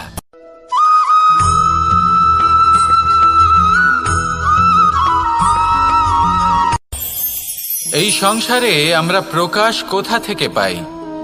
এর উত্তর বড়ই সরল। ভোরে যখন সূর্যোদয় হয় তখন প্রকাশের কিরণ আমাদের ঘরে এসে পৌঁছয়। এইভাবেই আমরা প্রকাশ লাভ করি। এবার এই প্রকাশের আলোতেই আমরা সারাদিনের কাজ সম্পন্ন করি। সন্ধে হয়ে যায়, সূর্যাস্তও হয়ে যায়। আর আমাদের ঘর যাতে অন্ধকার না হয় তার জন্য আমরা একটা প্রদীপ প্রজ্বলিত করি।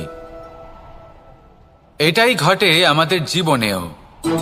এবার প্রবাহমান আয়ুর সাথে আমরা আমাদের অন্তরে যদি একটা প্রদীপ প্রজ্বলিত করে নিই, তাহলে বিষয়টাই অন্যরকম হবে। এবার আপনি বলবেন, কোন প্রকাশের কথা বলছি যা আমাদের অন্তরে জাগ্রত করা সম্ভব?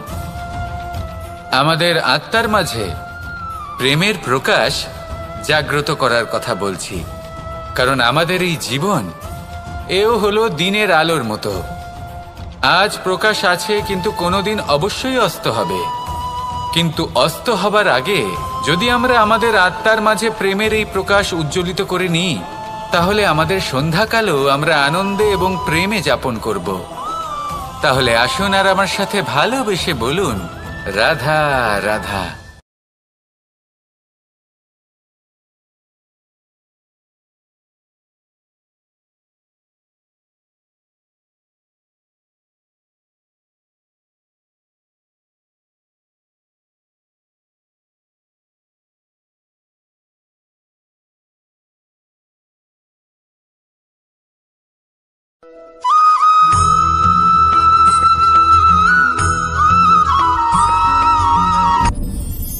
আপনি কি কখনো কোনো জলের ধারা দেখেছেন? তার সামনে যতই মাটি থাকুক না কেন, যতই কাদা থাকুক না কেন, যখন এই জলের ধারা বইতে আরম্ভ করে দেয়, তাহলে নিজের মনের, নিজের ভাবনার, নিজের জীবনের যত অনাবশ্যক তত্ত্ব আছে, অনুপযোগী অংশ রয়েছে, অর্থাৎ অপরিষ্কার অংশ রয়েছে, তা নিজে থেকেই নির্মল হয়ে উঠবে। আর যেরকম জলের ধারা কখনো থেমে থাকে না, সব সময় বয়ে চলে, সেইভাবে আপনিও কখনোই থামবেন না। সবসময় বয়ে চলুন, এগোতে থাকুন। পথে যদি অনেক বিপদ আসে, সমস্যা আসে, থামবেন না, তার উপর নিরন্তর প্রহার করুন, নিরন্তর প্রয়াস করুন আর অগ্রসর হন। আপনি ভেবে দেখুন, এই জলের ধারা কখনো থেমে থাকে না, সবসময় বয়ে চলে, বিপদের সম্মুখীন হয়ে তাকে সাথে বয়ে নিয়ে চলে। সেই জন্য জলের ধারা, প্রবাহমান এই ধারা, এর থেকে কখনো দুর্গন্ধ আসে না, এতে কখনো ময়লা জমতে পারে না, বরং পালিত হয় সুন্দর প্রাণবন্ত জীবজন্তু, যেমন সুন্দর ছোট মাছ। তাই আপনিও এটাই করুন, কখনো থামবেন না, শুধু চলতে থাকুন, জলের ধারার মতো বইতে থাকুন। আপনি আপনার লক্ষ্য অবশ্যই খুঁজে পাবেন, আর তার সাথে নিজের অন্তরের যে মালিন্য রয়েছে তা আপনি নিজেই নিজের থেকে দূরে করে দেবেন। তাহলে আসুন আর আমার সাথে ভালোবেসে বলুন, রাধা রাধা।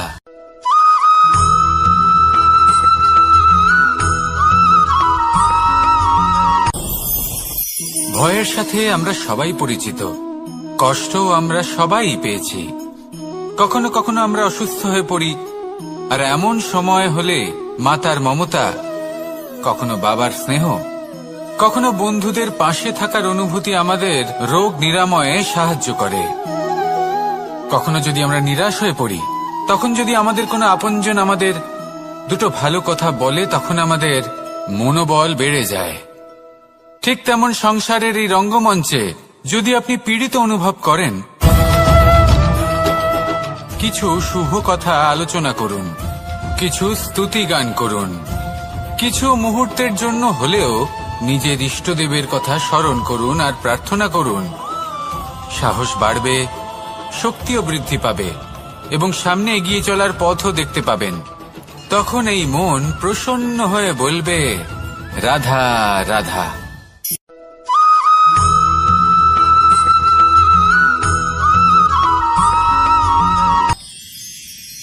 মানুষ তার জীবনে দুই ধরনের পরিস্থিতিকে খুব ভয় পায়। এক, কোনো কারণবশত কারোর সামনে নত হওয়া। দুই, কোনো কারণে নিজের চরিত্র থেকে, নিজের মূল্যবোধ থেকে বিচ্যুত হওয়া। এবার কেন হয় এরকম যে কথায় কথায় কারোর সামনে নত হতে হয়? কেন বারংবার নিজের চরিত্র থেকে চ্যুত হতে হয়? এরকম কেন হয়? এটা তখনই হয় যখন আমাদের শিক্ষা এবং মূল্যবোধের অভাব থাকে। যদি মানুষের মধ্যে প্রকৃত শিক্ষা থাকে, তাহলে এই সংসারে কোনো সময় এবং কারোর সামনেই নত হওয়ার কোনো প্রয়োজন নেই। যদি মানুষের মধ্যে মূল্যবোধ থাকে, তাহলে তাকে নিজের মূল্যবোধ বা চরিত্র থেকে বিচ্যুত হতে হয় না, তা সে যাই হয়ে যাক না কেন। কোনো বালককে যদি জন্ম থেকেই সুশিক্ষার অধিকারী করা হয়, শিক্ষিত করা হয়, মূল্যবোধের অধিকারী করা হয়, তবে সে এই সংসারে এমন কর্ম করবে যাতে সে নিজেকে, নিজের পরিবারকে, সমগ্র সমাজকে গর্বিত করতে পারে। শিক্ষা লাভ করুন, মূল্যবোধ লাভ করুন এবং আমার সাথে ভালোবেসে বলুন, রাধা রাধা।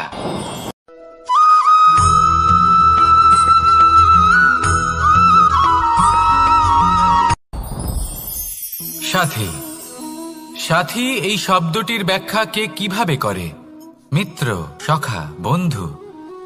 কিন্তু অর্থ একটাই, তিনি যিনি আপনার সঙ্গী হন আর তিনি যার সাথী আপনি হন।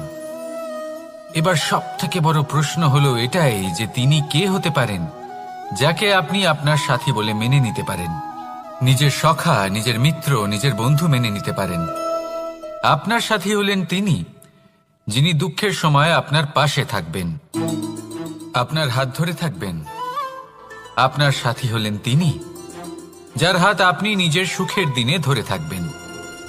সেই সাথীরই হাত ধরুন যিনি দুঃখে সবসময় আপনাকে সাহায্য করার জন্য তৎপর হয়ে থাকেন, আপনার পাশে থাকেন, আর যাকে সুখের দিনে আপনি আপনার সাথে রাখতে পারেন। আর যখন আপনার সাথে আপনার এই সাথী থাকবে, তখন আপনি এটা বুঝবেন যে যখন জীবনে দুঃখ আসে, তখন এই দুঃখ কমে যায়, সবার মধ্যে ভাগ হয়ে যায়। আর যদি তখন সুখ আসে, তাহলে সেটা সবার উপস্থিতিতে আরো বেড়ে যায়। এটাই হলো প্রেম, এটাই হলো ভালোবাসা, এটাই হলো সঙ্গ, যেমন সম্পর্ক আমার আর রাধার মাঝে। তাহলে আসুন আর আমার সাথে ভালোবেসে বলুন, রাধা রাধা।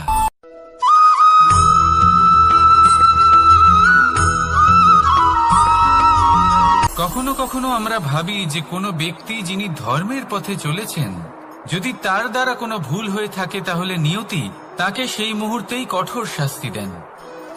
কিন্তু সেই সব মানুষ যারা সংসারের সবথেকে বড় অধর্মী, বহু নিকৃষ্ট মানের কাজ করেন, তাদের নিয়তি অনেক সুযোগ দেন। তাদের নিয়তি এরকম কঠোর প্রহার করেন না। এই ভাবনা কখনো না কখনো মনে আসেই। ভেবে দেখুন কেন? আসলে জীবনকে বেশিরভাগ মানুষ একভাবেই দেখে থাকেন, বিভিন্ন স্তরে একে দেখা উচিত। এবার আপনি বলুন, এই সংসারে কোনো অধর্মী কখনো প্রেরণার উৎস হতে পারেন? কখনোই নয়। যে মানুষ নিজের আত্মাকে মলিন করে ফেলেছেন, তিনি এই সংসারকে কিভাবে প্রেরণা যোগাবেন? উনি নিজেই বুঝতে পারেন না কোনটা করা উচিত, ধর্ম কোনটা। তাই নিয়তি তাকে একটা সুযোগ দেন, এটা বোঝার সুযোগ দেন যে কোনটা উচিত, কোনটা ধর্ম। সুযোগ দেন নিজের বিবেক জাগিয়ে তোলার, তাকে সুযোগ দেন নিজের অন্তরাত্মার ডাক শোনার। যখন তাতেও কাজ হয় না, তখন নিয়তির কাছে একটাই পথ বাকি থাকে, আর তা হল মহাবিনাশ। মহাবিনাশ হয়তো দেরিতেই আসতে পারে, কিন্তু তা অবশ্যই আসবে। আর যখন মহাবিনাশ আসে, তখন মহাবিনাশের যন্ত্রণা সমগ্র মানব জীবনের যন্ত্রণার থেকে অনেক বেশি হয়। এই কথাটা সবসময় মনে রাখবেন। আর অন্যদিকে যে মানুষ ধর্মের পথে চলছেন, তার দ্বারা যদি কোনো ভুল হয়ে থাকে, তখন নিয়তি তার পরীক্ষা নেন। কিছুক্ষণের জন্য মানুষের মনে হতে পারে নিয়তি তাকে কঠোর শাস্তি দিয়েছেন।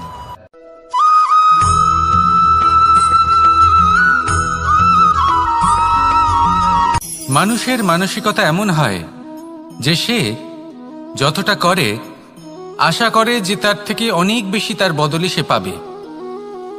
দেখুন, সবকিছুই আপনার ভাবনা চিন্তার উপর নির্ভর করছে। আপনি যদি ফলের বিষয়ে ভেবে কর্ম করতে থাকেন, তাহলে সেটা অনুচিত। জীবনের আসল আনন্দ হলো নিজের কর্ম করতে থাকা, ফলের চিন্তা করা উচিত নয়। যদি আপনি এরকম ভাবেন যে আমি এতটা করছি, আমার এতটা পাওয়া উচিত, সেই ভাবনা অনুচিত।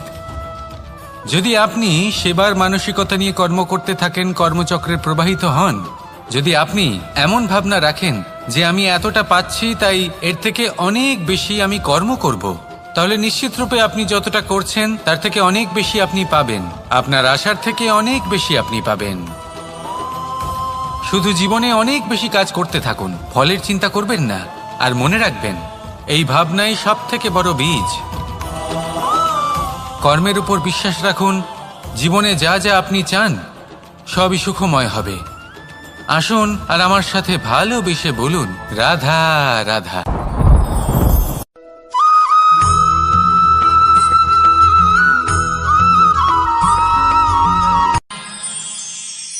আমরা সবাই সূর্যকে সম্মান কেন করি? কারণ আমরা জানি যে সন্ধেবেলা যখন সূর্যাস্ত হবে, তখন শুধুমাত্র অন্ধকার বাকি থাকবে। ঠিক কিছুটা এরকমই হয় আমাদের মাতা পিতাও, যিনি আমাদের জন্ম দেন, আমাদের ভরণ পোষণ করেন, আমাদের বড় করেন, আমাদের প্রেম প্রদান করেন। কখনো কখনো তাদের মুখ থেকে কটু কথা নিঃসৃত হয়, আমাদের দুঃখ হয়, কিন্তু তখন আমাদের এটা বোঝা উচিত এগুলি নিঃসৃত হচ্ছে আমাদেরই মঙ্গলের জন্য। যেমন সূর্যদেব, উনিও উত্তাপ দিয়ে থাকেন আমাদেরই মঙ্গলের জন্য, যাতে ফসল পাকতে পারে, যাতে জল বাষ্প হয়ে মেঘ হতে পারে, বৃষ্টি হতে পারে, আর এই সংসারে নিরন্তর জলের প্রবাহ থাকে। আমাদের মাতা পিতা, তাদের কঠোর আচরণ, তাদের কঠোর অনুশাসনের পেছনে লুকিয়ে থাকে ওনাদের ভালোবাসা। আমাদের তা বুঝতে হবে, সসম্মানে ওনাদের গ্রহণ করতে হবে। কারণ ঠিক সূর্যাস্তের পরে যেমন চতুর্দিক অন্ধকারচ্ছন্ন হয়ে যায়, তেমনি আমাদের জীবন থেকে যখন আমাদের মাতা পিতা চলে যায়, তখন আমাদের জীবনেও শুধু এবং শুধুমাত্র অন্ধকারই ছেয়ে থাকে। সেই জন্য নিজের মাতা পিতাকে সম্মান করুন, ওনাদের ভালোবাসা প্রদান করুন। এই মন আর এই জীবন প্রসন্ন হয়ে বলবে রাধা রাধা।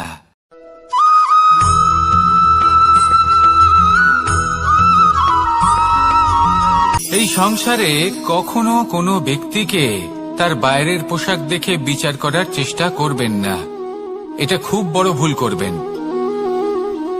যেমন আমরা জীবনে অনেক সময় এমন করি, ধরুন কোথাও একটা গাছ দেখলাম, খুব বিশাল আকারের একটা গাছ, যেটা মাটির থেকে অনেক উঁচুতে পৌঁছে গেছে, যার বিশাল শাখা আছে। সেগুলো দেখে আমরা ভাবি যে এই গাছে হয়তো কত সুস্বাদু ফল আছে, আমরা সেই গাছের পরিচর্যা করতে থাকি। আবার অন্যদিকে হলো একটি তৃণ, যেটা মাটি থেকে কিছুটা উঁচুতে পৌঁছেছে, কিন্তু সেই তৃণর নিচে, মাটির নিচে অত্যন্ত সুস্বাদু ফল বা সবজি জন্ম নেয়, যা আমাদের স্বাস্থ্যের পক্ষে অত্যন্ত উপকারী। সেই জন্য কখনো আবরণ দেখে কাউকে বিচার করতে চেষ্টা করবেন না। তার বদলে এটা বোঝার চেষ্টা করুন যে আপনার সামনে যে ব্যক্তি আছে বা বস্তু আছে তার বিশেষত্ব কি। যদি এই বিশেষত্ব বোঝার ক্ষমতা আপনি অর্জন করেন, যদি এই শিল্প আপনি নিজের ভেতরে জাগ্রত করেন, তাহলে এই সংসারে বিশেষত্ব কি সেটা আপনি জানতে পারবেন। আর এই সমস্ত খেলা দৃষ্টি থেকে নয়, দৃষ্টিভঙ্গি থেকে জন্ম নেয়। দৃষ্টিভঙ্গি সবসময় শুভ রাখুন আর আমার সাথে ভালোবেসে বলুন রাধা রাধা।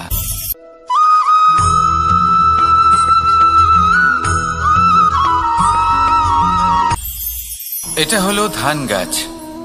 এর থেকে যে চাল উৎপন্ন হয় তা মানুষ গ্রহণ করেন। আর এটা কি? এ হলো জংলি ঘাস। একবার ভেবে দেখুন, যদি এই জংলি ঘাস ধান গাছের আশেপাশে থাকে তাহলে কি হবে? ধান উৎপন্ন হতে পারবে? তা উৎকৃষ্ট হতে পারবে? আমরা কি তা গ্রহণ করতে পারবো? কখনোই নয়। এই জংলি ঘাস ধানকে নষ্ট করে দেবে, কিন্তু নিজে জীবিত থাকবে। এটাই হলো আজকের শিক্ষা। এই সংসারে যদি আপনি নীতির পথে চলতে চান, উচিত কর্ম করতে চান, সংসারকে সেবা করতে চান, তাহলে জংলি ঘাসের মতো ব্যক্তিদের থেকে সবসময় দূরে থাকতে হবে।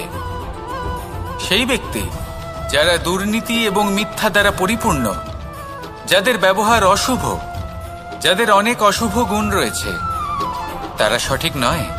সেই সকল ব্যক্তি যাদের চরিত্র অত্যন্ত দুষ্ট হয়, তারা হয় শুভ চরিত্রের ব্যক্তিকে একদম নষ্ট করে দেয়, নয় নিজের মতো বানিয়ে তোলে।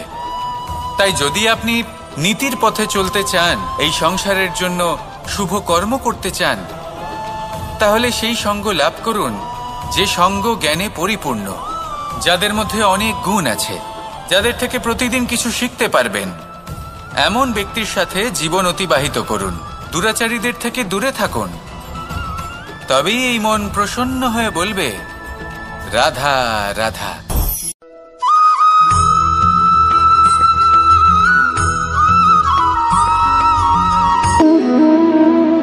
সম্পর্ক হলো আমাদের জীবনের একটি আধার। কিছু সম্পর্ক এমন যা আমরা জন্মসূত্রে লাভ করি, যেমন পরিবার, মা, বাবা। কিছু সম্পর্ক আছে যা আমরা জীবনে অর্জন করে থাকি, তা সে প্রেমের হোক, স্নেহের হোক বা বন্ধুত্বের। এই সকল সম্পর্ক লাভ করার বা গড়ে তোলার 5টি ধাপ রয়েছে। প্রথম ধাপ, কোনো ব্যক্তির সাথে আলাপ হওয়া, তার সাথে কথা বলা বা তাকে দেখা।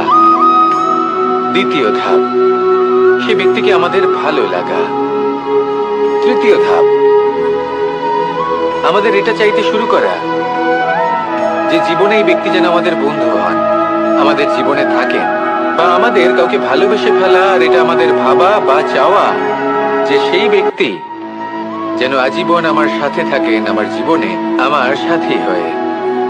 চতুর্থ ধাপ, লাভ করা। এবার এই ধাপটি অনেক মানুষের পক্ষেই খুবই সরল হয়, বড়ই সরল ভাবে নিজেদের সঙ্গীকে লাভ করে থাকেন।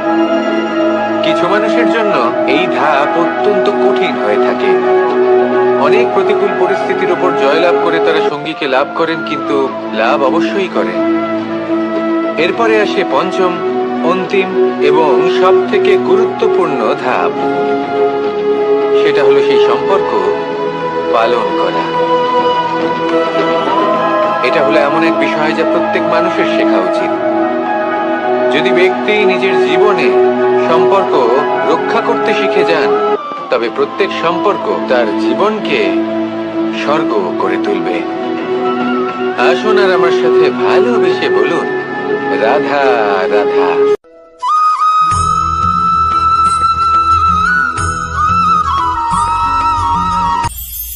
এটা হলো ধান গাছ। এর থেকে যে চাল উৎপন্ন হয় তা মানুষ গ্রহণ করেন। আর এটা কি? এ হলো জংলি ঘাস।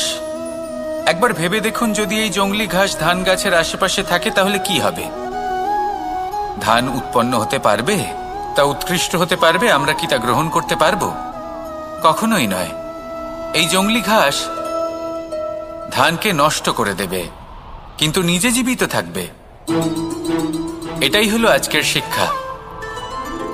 এই সংসারে যদি আপনি নীতির পথে চলতে চান, উচিত কর্ম করতে চান, সংসারকে সেবা করতে চান, তাহলে জংলি ঘাসের মতো ব্যক্তিদের থেকে সবসময় দূরে থাকতে হবে। সেই ব্যক্তি যারা দুর্নীতি এবং মিথ্যা দ্বারা পরিপূর্ণ, যাদের ব্যবহার অশুভ, যাদের অনেক অশুভ গুণ রয়েছে, তারা সঠিক নয়। সেই সকল ব্যক্তি যাদের চরিত্র অত্যন্ত দুষ্ট হয়, তারা হয় শুভ চরিত্রের ব্যক্তিকে একদম নষ্ট করে দেয়, নয় নিজের মতো বানিয়ে তোলে। তাই যদি আপনি নীতির পথে চলতে চান, এই সংসারের জন্য শুভ কর্ম করতে চান, তাহলে সেই সঙ্গ লাভ করুন যে সঙ্গ জ্ঞানে পরিপূর্ণ, যাদের মধ্যে অনেক গুণ আছে, যাদের থেকে প্রতিদিন কিছু শিখতে পারবেন। এমন ব্যক্তির সাথে জীবন অতিবাহিত করুন। দুরাচারীদের থেকে দূরে থাকুন। তবেই এই মন প্রসন্ন হয়ে বলবে, রাধা রাধা।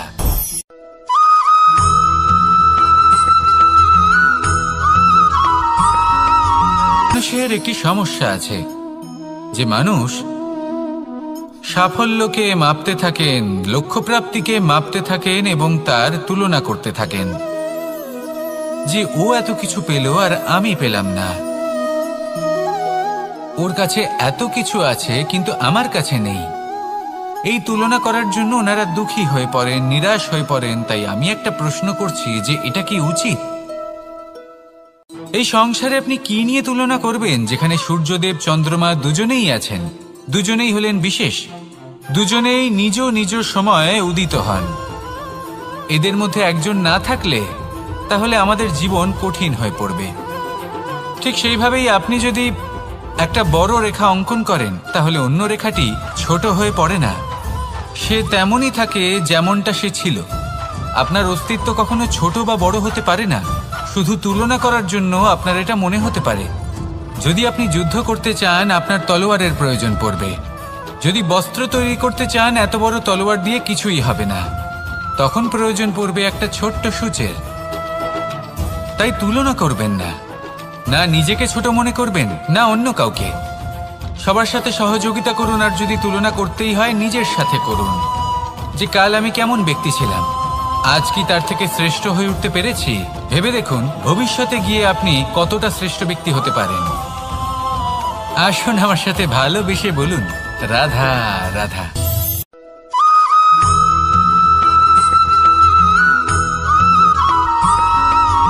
ফিরে আসছিলেন এবং তাদের ফেরার পথে হঠাৎ করে কোথাও থেকে একটি বাছুর চলে এলো। এই দুই বোন ভয়ভীত হয়ে গেলেন, আর তাদের হাত থেকে সেই আটা পড়ে গেল, মাটিতে মিশে গেল। এবার এই পুরো ঘটনাক্রমে যদি কারোর বিন্দুমাত্র লাভ হয়ে থাকে, বিন্দুমাত্র আনন্দ পেয়ে থাকে, তাহলে সে কে? সেই ছোট বোন, যিনি মাঝে মাঝেই গমের দানা তুলছিলেন এবং খাচ্ছিলেন। কিছুটা হলেও উনি আনন্দ লাভ করেছিলেন। এবার এরকমই হলো আমাদের জীবনে ভক্তি এবং ভালোবাসা সংক্রান্ত বিষয়ে। মানুষ নিজের জীবনের দৈনিক কাজে এতটাই ব্যস্ত হয়ে পড়েন, প্রত্যেকদিন শুধু কাজ কাজ কাজ কাজ করতে থাকেন, আর তাতে ভক্তি এবং ভালোবাসার জন্য সময় বার করতেই পারেন না। দেখুন, জীবনে ভক্তি আর প্রেমের এই যে ছোট ছোট মুহূর্ত আছে, এগুলো যদি আপনি যাপন করতে পারেন, তাহলে তাতেই আপনি তৃপ্তি লাভ করবেন। বাকি সবই আপনার ব্যর্থ বলেই মনে হবে। জীবনে যখনই আপনি কোনো কাজ করবেন, ঈশ্বরের প্রতি সমর্পিত হয়ে সেই কাজ করুন। আর যখনই সময় পাবেন তাহলে সেই সময় নিজের আপনজনদের দিন, যাদের আপনি ভালোবাসেন। তাদের প্রতি যত্নবান হন, তাদের শুভাকাঙ্ক্ষী হন। এই প্রেম আর ভক্তির ছোট ছোট মুহূর্তগুলো আপনার জীবনকে চরিতার্থ করে তুলবে। আসুন আমার সাথে ভালোবেসে বলুন, রাধা রাধা।